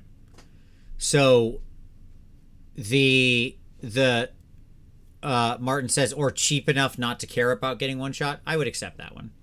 Yeah, like if they're out there and they're just chaff, the problem that you got to worry about with that is they can offer your opponent some easy additional battle tactics. So that's the only downside concern there, Martin. Now, it's not the biggest deal. Your opponent's usually going to be able to find the battle tactics anyways. But if you have Galatian veterans that can be so cheap they can be picked up that easy, then you really encourage your opponent to use the my Galatian veterans kills your Galatian veterans thing. And that's just free battle tactics for them. Yep. Okay. So you got to be a little careful with that, but I wouldn't call it a huge downside. In my mind, I'm thinking the 2 penultimate current Galatian veterans of the game right now are Chain Raspords and Tree Revenants. They're just the best of the best in this meta.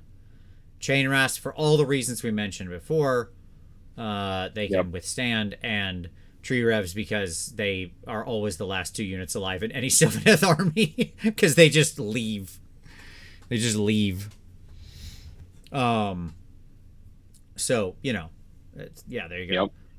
But like powerful mobile GVs in this edition are extremely powerful. All right. So an easy example of this is, I'll just continue on the Tree Revenant run. Let's talk about having 2 units of Tree Revs. If you've got 2 units of Tree Revs and your opponent's deployment zone isn't something super tiny, in some round that isn't probably the first round, you can just teleport them both to be in their enemy deployment zone, score an instant battle tactic with a kicker point. So you get 3 points through battle tactic. In a tight game, that kicker point could make all the difference. Yep. Right? Yep. So having GVs that can like teleport or just move a million miles and end up in your opponent's deployment zone is an easy battle tactic with a bonus. And in the base battle tactics, that's the only bonus point in all 8. So it can matter in these tight games. Yeah. And then, yeah, GV that aren't fast, nor very tough, nor regenerative are just dangerous. They're walking corpses, waiting to offer your opponent good trades and points. Yeah. That's it. Yep. Like, I wish they hadn't made bounty hunters as good as they did, but they did. And it's the reality we have to live with now for some amount of time. Yep. So. Yep. Anything I missed there, Tom, on Galician veterans? I mean, here's what I'll say. I think when you're building your list, I think very long and hard about what I'm putting in my list that is a Galician veteran. And if I can fill my battle line with things that aren't, I often do. Yeah, like I like in my Fire Slayer stuff, like I rotated out Hearthguard out of battle line. Like I changed my general so that they wouldn't be battle line. So it would give me something to like take charges on, you know, and not and change the incentive structure for the enemy. Yep, absolutely. Yeah, 100%. I've like in Skaven where you have a lot of fine control over your battle line. I'll often end up putting units intentionally in that could be battle line, but not make them battle line because I've already satisfied it. Right? I don't want them to be. I want to make sure nobody gets the bonus damage against me, right? And meanwhile, my battle line is filled with like rat ogres or something like that, right? Where they're just not they again because they have their wound count, they're not Galician veterans. Yeah, you're doing damage mitigation in list build. Yes, exactly. Kui says, if your GVs are weak in regards to this criteria, do you just lean into bounty hunters more? Or could it be worth it to avoid GVs entirely? Yes. Yeah. Absolutely. Like the things we just talked about, like you cut them or minimize them. It's often still worth it to have, as we said in the sort of 3 strats of this edition, right? Yeah. Which is hammer bounty hunter heavy, expert conqueror GV heavy, or shooting ranged projection power low drop. That's kind of the 3. Yep. That's the triangle around with which this current season is orienting. And if you're if you're going to go bounty hunter heavy, you usually still want like 1 unit maybe of if you can, like mobile GVs in your army, just so you've got something to mess around with proving grounds or something like that, because you don't want it to bite you in the butt. You can often negate the power of proving ground, but not always. So, building a list that's okay with going second a lot and like giving the turn away if you get the double is a pretty powerful strat in the current edition. Yeah. So. Yeah. Okay.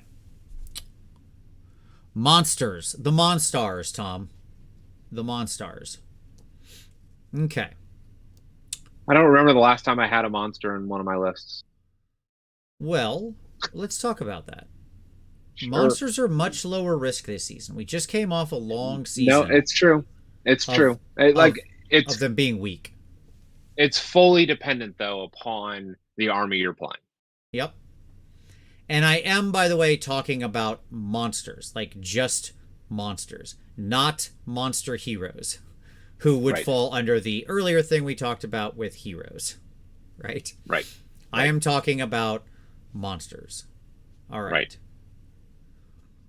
So they're much lower risk now. They're not giving up free victory points. They bring real utility because people can't be immune to their stomps and their roars. Yep. Yeah. There's no more of that crap going on. Right. No more Hunters of the Heartlands. Well, outside of Stormcast, who can still do it through if they take the really weird subfaction. But sure, that's very uncommon. I wouldn't worry about it. So we think, okay, maybe we're back in the mix here a little, right? That's kind of where we're like, okay. Now, monsters, as always, have the hero problem, but worse. Yeah. Here's the easiest way to think about it. And this is what I think GW still hasn't wrapped their head around. Monsters are all bad heroes.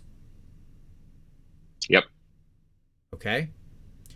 Most heroes get into the list by bringing utility or being an overwhelming hammer.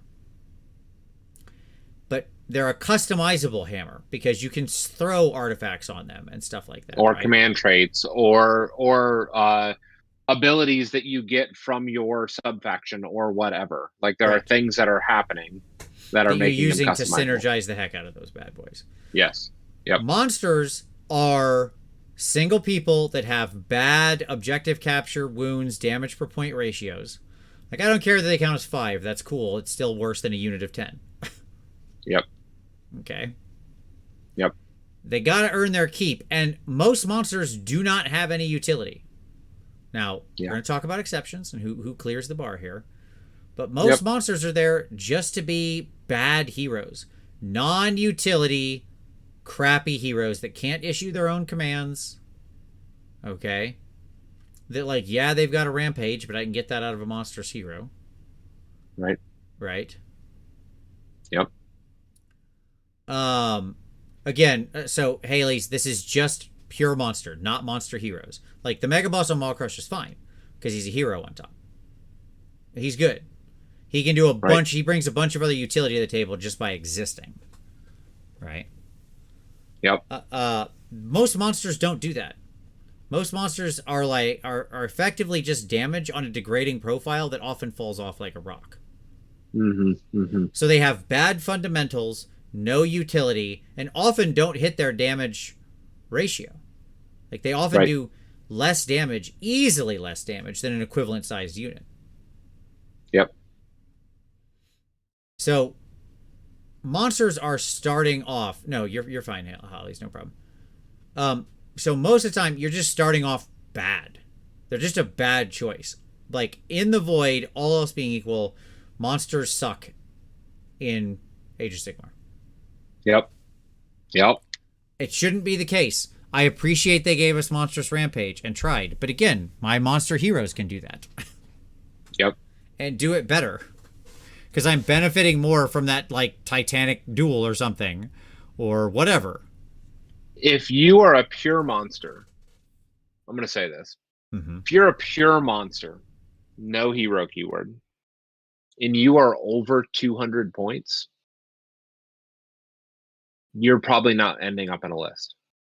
Yeah, because then the question becomes, what's the delivery mechanism? Because that's the next question. Right? Yeah. Are you fast enough? Are you mobile enough to get out there and actually deliver that damage? Are you tough enough to withstand the journey? Yeah. And most monsters, they've just decided aren't. Yeah, and here's the deal.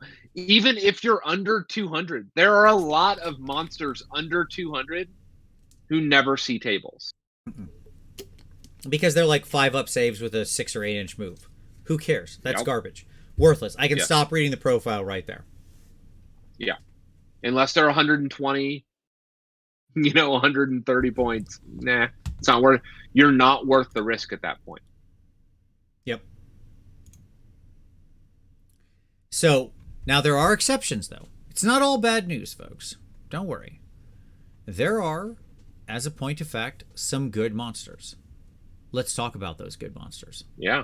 Who overcomes such hurdles, right? Yep. To still find a place worthy in a list.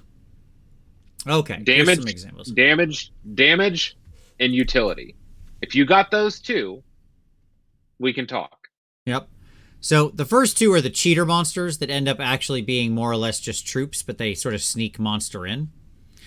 Yep. All right. And that's something like your Storm Drake Guard, who are their dragons or monsters, so they're just kind of getting monster for free, but really they're troops. Or your Man Crusher Gargants, right? Yep. Who are better now because they actually can fit in something like Bounty Hunters, because they are just troops when they get taken as battle line. So these are the guys that aren't like traditional behemoths. They're not taking up a behemoth slot, right? Yep. But they still get the monster keyword. They're fine. Okay. So that's kind of the first category of monsters that clear this level. Like, they have some other definition that makes them valuable, and they are valid hammers and so on and so forth. And they can be a good part of your list building. The Cockatrice is a great example of a monster that's worth it. This dum-dum, flying around at 95 points, not taking up a behemoth slot, but still counting as a monster. Okay. Yep. Who has a mortal wound shot, basically does blood boil for all intents and purposes, right? Yep. Cannonball mortal wound shot. Yep. Yep. Is great. He's on like a tiny base for no reason. He is pulling his weight at what was he, 95 or what? 95 points, yeah. 95. Yeah. You know what? I'm a buyer at 95. Sure. Absolutely. All these all similar monsters should be priced that way. Right. Like, if you're on a 5-up save, done. Yeah, like, he's fragile as all get out, but who cares? You can take 10 of them, right? And it's like, that's a reasonable list, because that's still only 950 points. Like, you still have quite a lot to play with. It's something like Beast of Chaos. The Bastiladon, where you have double shoot potential, you have long range damage, you have particular potential bonus damage against chaos. He's the laser beam version is what I'm talking about here. So the one pictured, right? And just super duper tough. Obviously, this dude's running. He doesn't have the toughness problem. Now, he's slow but who cares? He's a range threat with a 1+ save. Yeah. Right? Yeah. Great. Yep. This is a monster that clears the bar. He's easily in. You see his dude in lists all the time. He's doing something. Llama Cat. He's a kitty cat. Okay. Yep. The Spheranx is amazing. This dude has a huge aura of minus to bravery. He can play a mini game with your opponent that makes them go last, like fight last, which is incredible. He has like a very high percentage chance to pull that off, like an 84% chance to make an enemy unit go last, which is fantastic. And he's good. Like, it's a good kitty cat hero. And again, super cheap, by the way. The kitty cat is like dirt cheap for what he gets. Yep. He's doing his job. Yes, he's clocking in at like 10 points of wound, effectively. Okay. Yep. Now, I've seen the Tree Lord love. I agree with you. I'm okay with Tree Lord. I do think Tree Lord crosses the post if you're in Oakenbrow. Yeah. Because of the stomp to make them fight last. Because their damage got buffed up and up its real. Just gets over. Yes. Because of his other utility things that he has. I do think the Tree Lord crosses the post. And in Oakenbrow is where I think that happens. Where he effectively never loses profile. Like, unless he's at 1 wound remaining, he's always fighting at max profile. Yep. So yes, I do think the Tree Lord's absolutely in Oakenbrow. Yep. But 100%. I think Tree Lords are super duper good, as a matter of fact. And then lastly, the thing I wish I didn't have to put on this list, but here he is. This moron that needs to go up in points. He just does. The Incarnate. I don't know what the right number is. You just bait him with endless spells. Just throw an endless spell his way. And just toss purple suns at him until he hopefully he fails to eat it. Yeah. Well, sure. I mean, he will. Like, on the numbers, he's not going to regularly eat a purple sun. 2d6 plus 2, he stands a slightly positive chance of unbinding it if he's at level 2. But if he doesn't, he dies. He now he's at level 1. Yeah, and then he's one, like, that's what happened to my round one opponent. They had one, and he failed my Terminexus Sure. and got lifted at the top of one, or at the bottom of one. Yeah. Sure. Yes. Yes. But the Incarnate is strong. I mean, he shows up in a lot of lists. He can be taken by anybody. We came down kind of aggressively costed. He's just too cheap. And Mike, I understand your sentiment, but you can be like 90% of the people who are playing Incarnates who are not using the actual model. Seeing the actual Incarnate on the table is a rarity. Seeing some kit bashed or 3D printed nonsense that somebody puts down and says, this is my Incarnate, because Incarnates have this wonderful magical quality of being highly desirable, locked away in an expensive kit, and a basically nothing model. It's just skulls on some energy wisps. Anything could be an Incarnate, apparently. And I hate it. It was the stupidest release strategy for this thing. I said it originally, I'll say it again. I agree it's dumb to have to buy a whole terrain box to get this highly desirable model. He should have been a, like, narrative or non-matched play thing. This shouldn't be a thing that's in the game. It just shouldn't. Because it's just too hard to balance. Let's just accept that a model the entire game can take is too hard to balance. Now, at the same time, armies that are pretty bad right now are benefiting from him highly. You know, Slanesh and Gitz and armies like that don't have this kind of big monster hammer are benefiting highly from having him. So I kind of feel bad. He brings utility. He brings anvil-ish, like, for them. Yeah. Like, it sucks. So I want to keep him around because he is helping those other armies, but he just does need to be more points. Like, if you look at the armies that are running Incarnates right now and finding success, it is more of the lower tier armies than the higher tier armies. Because the higher tier armies are good enough, they don't need him. Right. That's not universally the case, but it's often the case. None of that, though, makes the release strategy any better. This guy should just, if they wanted people to buy him, put him in a box. Put him in a box and put him out for sale. Okay? Yep. Like, end. Yeah, okay. I think we've beat that drum enough. At any rate, the Incarnate should be like 500 points. There we go. But for now, he's a good monster. He clears all the bars. He does everything, as you said. He's a hammer. He's an anvil. He's utility. He can survive all of that crap. Yep. I saw when I watched Rob's show, and I don't remember who it was. I don't remember if it was Dan who said it, but he talked about using his Incarnate. Like, he has the Incarnate bound to his Dark Elf Sorceress or whatever. Yeah. Okay. And then round one, he sacrifices the Sorceress to herself to get the bonus to cast. So it goes immediately wild. Yep. Which is funny. I do enjoy her just showing up and just be like, it's a funny combo. Well, because it doesn't means say other that unit. It just says she sacrifices whatever Dark Elf unit, whatever the wording is. Yeah. Yep, and I mean, it works, and it just makes that Incarnate like 80 points more or whatever. But you know what? That can be worth it. Sure. Okay. Endless spells. Let's talk about endless spells. I like endless spells. I know you don't. I don't like them. I know a lot of people do. I'm willing to be the outlier here. Tom, but like philosophically, we've covered all the units now, right? You notice I didn't mention artillery because it doesn't matter. Arrow 404, there's no artillery. It's not found. It's just like, if you have artillery, it's never a list building concern. You're taking it as an effective troop, that just happens to have some weird extra keyword on it for no reason.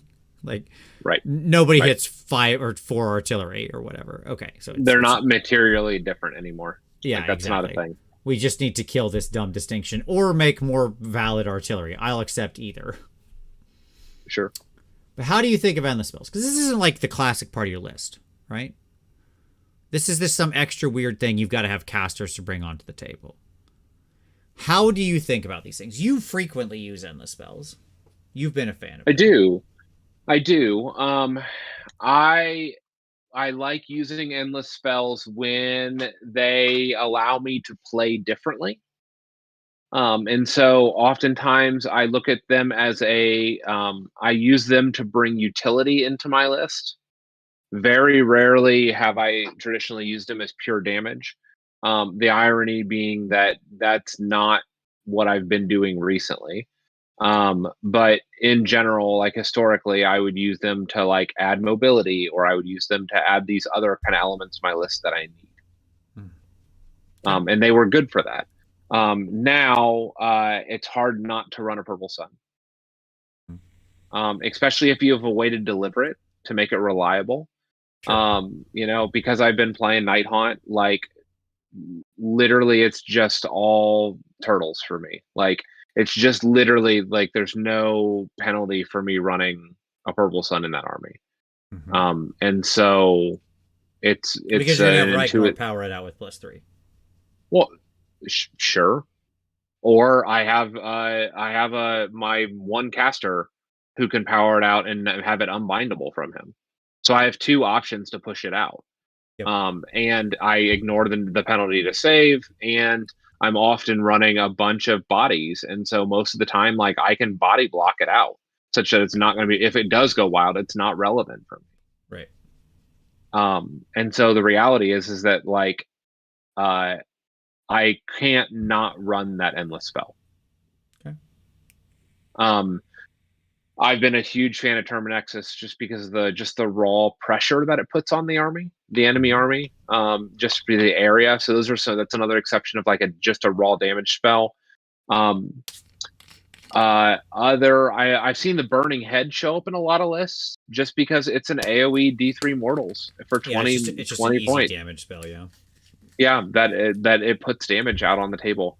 Other than that, obviously, like there's amazing utility stuff like Horgast, or Bridge used to serve that. Cogs obviously is bonkers now, and so there are just a lot of like for me, endless spells can take a tactic that was an option, a possibility, and turn it into a major strat for like an investment of 100 points or whatever. Yep. So the question I ask myself is, do I want this spell more than I want a potential triumph? And is this part of my distinct plan? Okay. Now, some endless spells are so strong right now, cough, sun, cough, that you almost can just like throw the bad boy in and go ham. Right? Yeah. But it's best when it's part of some aligned strat. So an easy example here is the Sylvaneth Long Bomb strat, where they tree sing it out from outside of unbind range from anybody but the frog, anybody but the table wide frog, who has a table wide unbind. Yep. They just shoot it out from a woods that they set up from the other side of the table. It rolls up. They don't care if they roll ones. That's not the point. They're just trying to put a negative on your armor save, and then out pressure. Comes the six. They're trying to apply pressure. Right. Out comes the 6 bow hunters on 2s and 2s. Right. Who just then shoot into that area, and then the mortal wound from Captain Toots goes off. Right. So it's just like all this concentrated damage hitting you at once from a million miles away. Right. Yep. That's part of a distinct plan. Like that's when those spells, even bent things like the sun, get used the best. Portal if you're trying to get the Technado going, or Portal if you're running Kairos and you want to use your 6 mortal wound spell to burn down an enemy model and turn it into a spawn that's then immediately in combat with like an enemy shooting unit.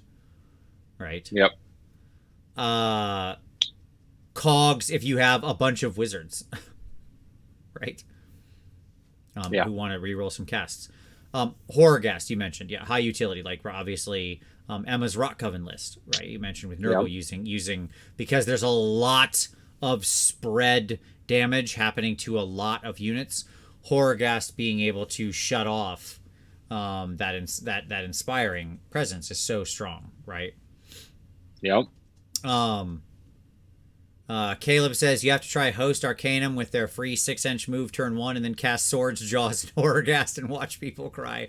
Very nice. Yeah, I've seen some people saying that Host Arcanum's on the way back up. I'm interested in that. Not that it'll matter because your new book will be out in like, a month or something. Who knows? Like whenever. It'll be soonish. And that'll change everything. So whatever. I'm sure Tzeentch will just go back into spellcasting dominance. I can't wait for the new Lumineth and new Tzeentch books that bring us 2 new spell doms into a spell dom meta. Like, let's just take this. This is just like dumping kerosene on a fire once those 2 books show up. So they can all of those can be interesting and powerful solo, but again, they work best when they're part of your overall strat. Yeah. Right. So a great example of this is I was running Emerald Host, right? Emerald Host divvies out a D3 plus 1 curses at the beginning of the game, which that lets me put mortal wound pressure on a handful of units. Yep. And then I pair that with a bunch of other splash area mortal wound damage. Absolutely. Like the Terminexus and the and like Burning Head could be a great combo there, right? Because then you've got like a bunch of people take D3 mortals, then a bunch of people take D3 mortals, then a bunch of people take D3 mortals. Now all of a sudden all those utility heroes in the back line are just dropping dead. The like lots of units are being weakened and shrunk down. So like those things are highly valuable. That's part of a synergistic strat that you have, right? Right.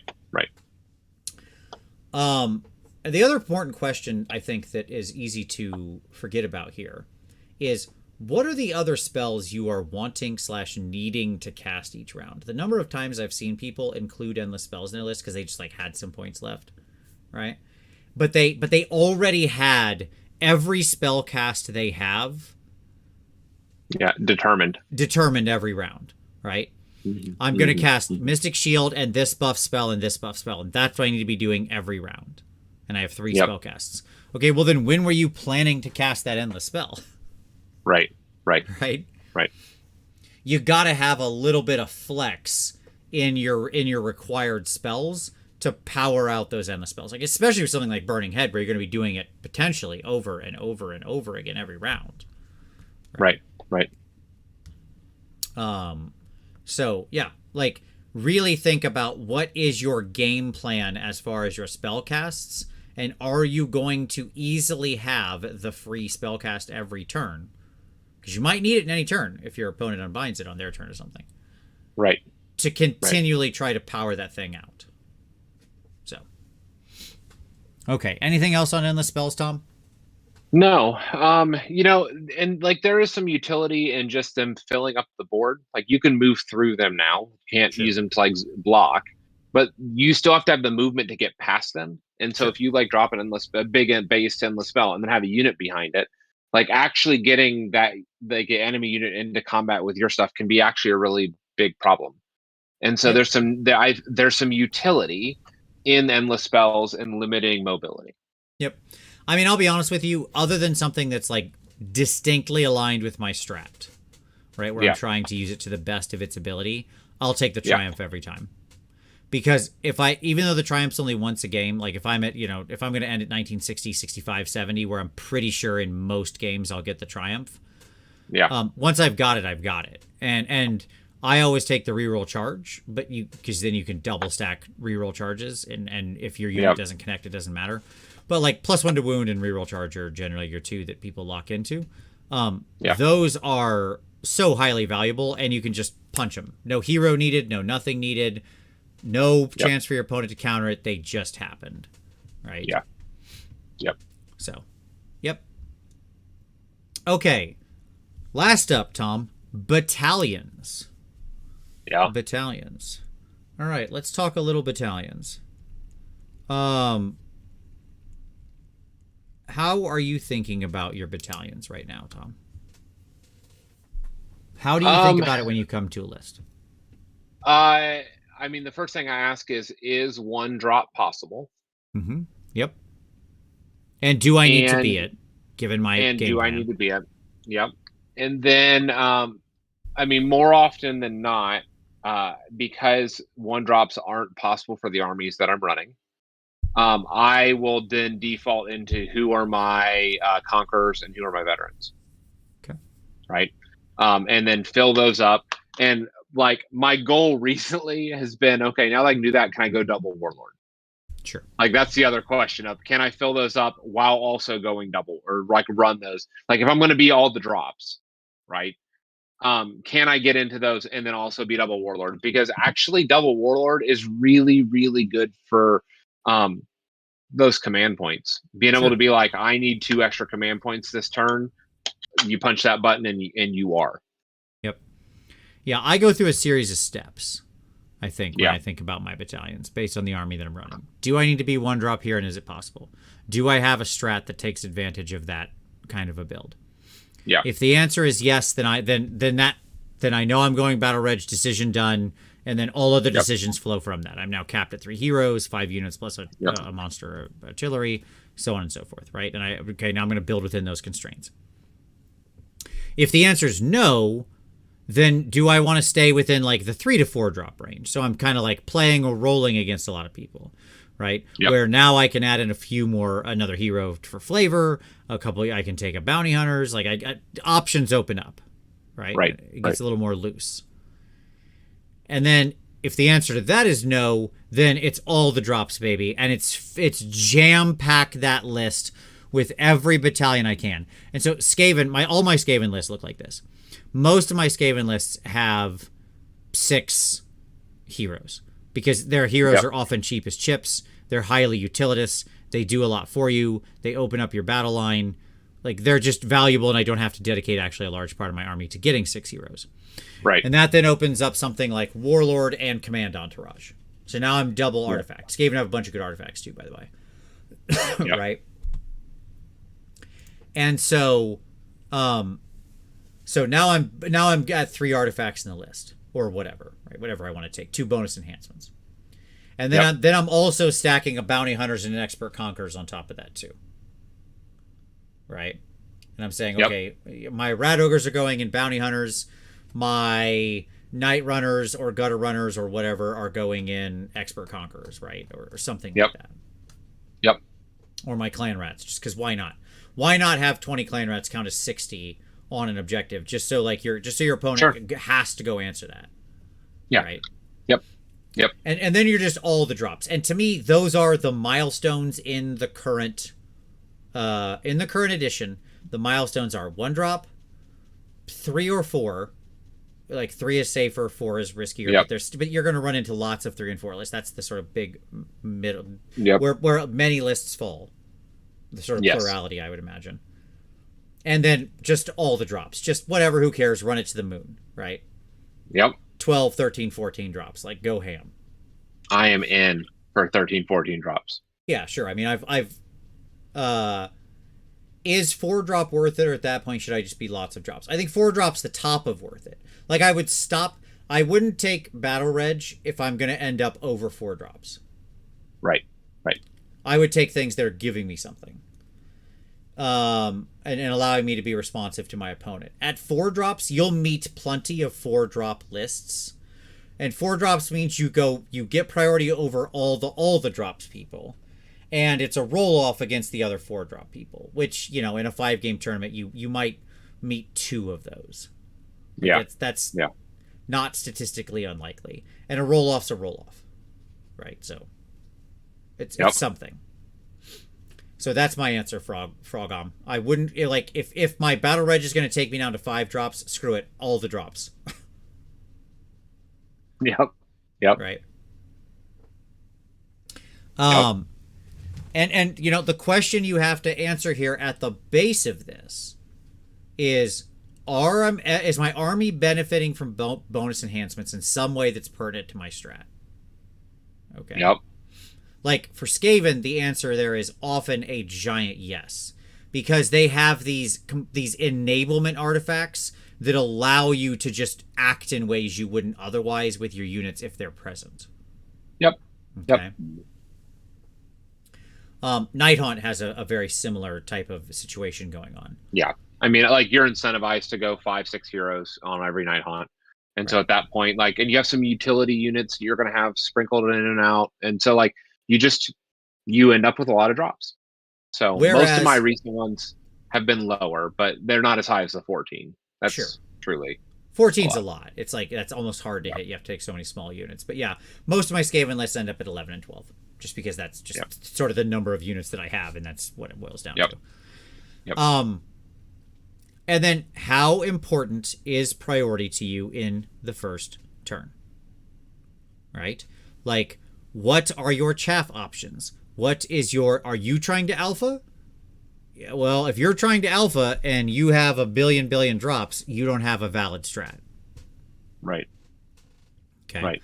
Because somebody's going to see that and make you go second or whatever. Yes. Yes. Now, if you're up at 1,000,000 drops, then what is your response to the alpha if you don't have priority, right? If you get alpha, how are you responding? The key is What's the key your is if you are running 14 drops, you actually have to have two strategies you can execute at the top of one. Correct. Okay. What happens when you go first? What happens when you go second? That's exactly right. And so, like, if you have 14 drops, you need it to be so punishing if they first force you to go first that they regret it. Because you really want to go second. Like, in general, you really want to go second. So if they force you to go first, you just have to have that thing, whatever that is, that suddenly they have to deal with. For me in Night Haunt, inevitably, it's my Terminexus. Because I can sling that 26 inches across the table on a 6-inch bubble. And if they're castled up, between that and then potentially like being able to deep strike, like pull units off and redeploy, like that suddenly changes the math on them making me want to go first. Yep. Yeah. Yep. And that's why I say your mobility options. What is your out? Like, if your castle gets raided by somebody coming in hard against you, do you have either the chaff to withstand it and then counterpunch and remove the threats, or the escape hatch to just be like, okay, fine, you can have this area, bye, and everybody just I'm leaves. going to another part of the board. Enjoy. Right. Yeah. Right. And so, like, what are your options when you don't have the choice? How are you going to respond? Right. Yeah. That is the critical question you're answering when you're playing the battalion game. Right. Yeah. And considering your drops. And like you when you're thinking about your list, you want to be thinking at the same time of like, how am I deploying this? Right? How am I going to be set up to zone people out, to guard myself against ambushes, to etc. Right? All these things. And I will say that the current crop, like, I would have agreed with you, Tom, on the you go second thing. But I will say, in the current crop of battle plans, there is actually quite a lot of scenarios that have a pretty big first mover advantage, right? So this is where like the rubber meets the road on your strat versus the battle plans in your list. Yeah. So like, I'll give you a very easy example of two battle plans you're going to see in a lot of tournaments. Yeah. Prize of Galley and Realmstone Cache. Okay. Sure. Both of which, for all intents and purposes, have one active objective in round one. Yep. Right? And so both of them have a huge first mover advantage. Because if you go first and you can relocate your entire castle onto the active objective, then suddenly they have to come in. They have to come in. And like, there's only one objective to hold. If you hold it, you hold one and hold more. Yeah. Right? So you can very easily, if they can't penetrate your castle, if all they can do is run up and thrash against your walls, right? Or get caught up in your chaff or whatever, then that first round is scored 4-2. End of story. Yeah. That's it. And you've set yourself up to win the game. Yeah. Now you just have to hold the lead. Yeah. Right. So I do think in the current world, that's why oftentimes, I think that's why we're seeing an increase at the same time. Like I shouldn't say increase. That's not right. We're not seeing a huge number of influx of 1-drop lists, but we're seeing the 1-drop lists perform very high because they then have the priority to. It's not as though if you're 1-drop, you don't want to have 2 plans. It's the same story is still true. Just everybody should. What are your 2 plans, right? Right. Because in some of these battle plans, you will want to go first and risk the double because it is so highly advantageous to you to do so. Yeah. Yeah. Right? Like, my Stormcast army is 1-drop, but if I'm on Realmstone Cache, I'm not sure I'm not taking the first turn and just dropping everything around that one point and then resetting up my castle, right, around it. Yeah. And just saying, come get me. Like, I'll give you, like, if you get the double, good on you. But it's going to be hard for you to penetrate my walls, right? Yeah. Yeah. Because you're buffed up. You have all your, right. You know, everything's exactly where I want it. All my buffs have landed, right? I'm where I need to be. Okay. And if you get the double and fail to penetrate my castle on the second turn and like in something over. And still only get 2 points, I just won the game right there. Yeah. That's it. Game's over. Right. Yep. That's it. So, to me, the answer is think about like what are your drops? How often will you have the decision against those benchmarks? And then what is your plan given your list if you have to take first or you want to take first or you have to take second or you want to take second? Right? What's your play there? Okay. Cool. And that's how I think about lists. Tom, is there anything else that I didn't cover that you wanted to touch on for lists? No, I think that that's all important. I think that deployment is also really important because it's not just what you put in your list, right? But you can have a great list, but if you flub deployment, then you're back to square one. Yeah, which I think is probably a whole show in itself sometime.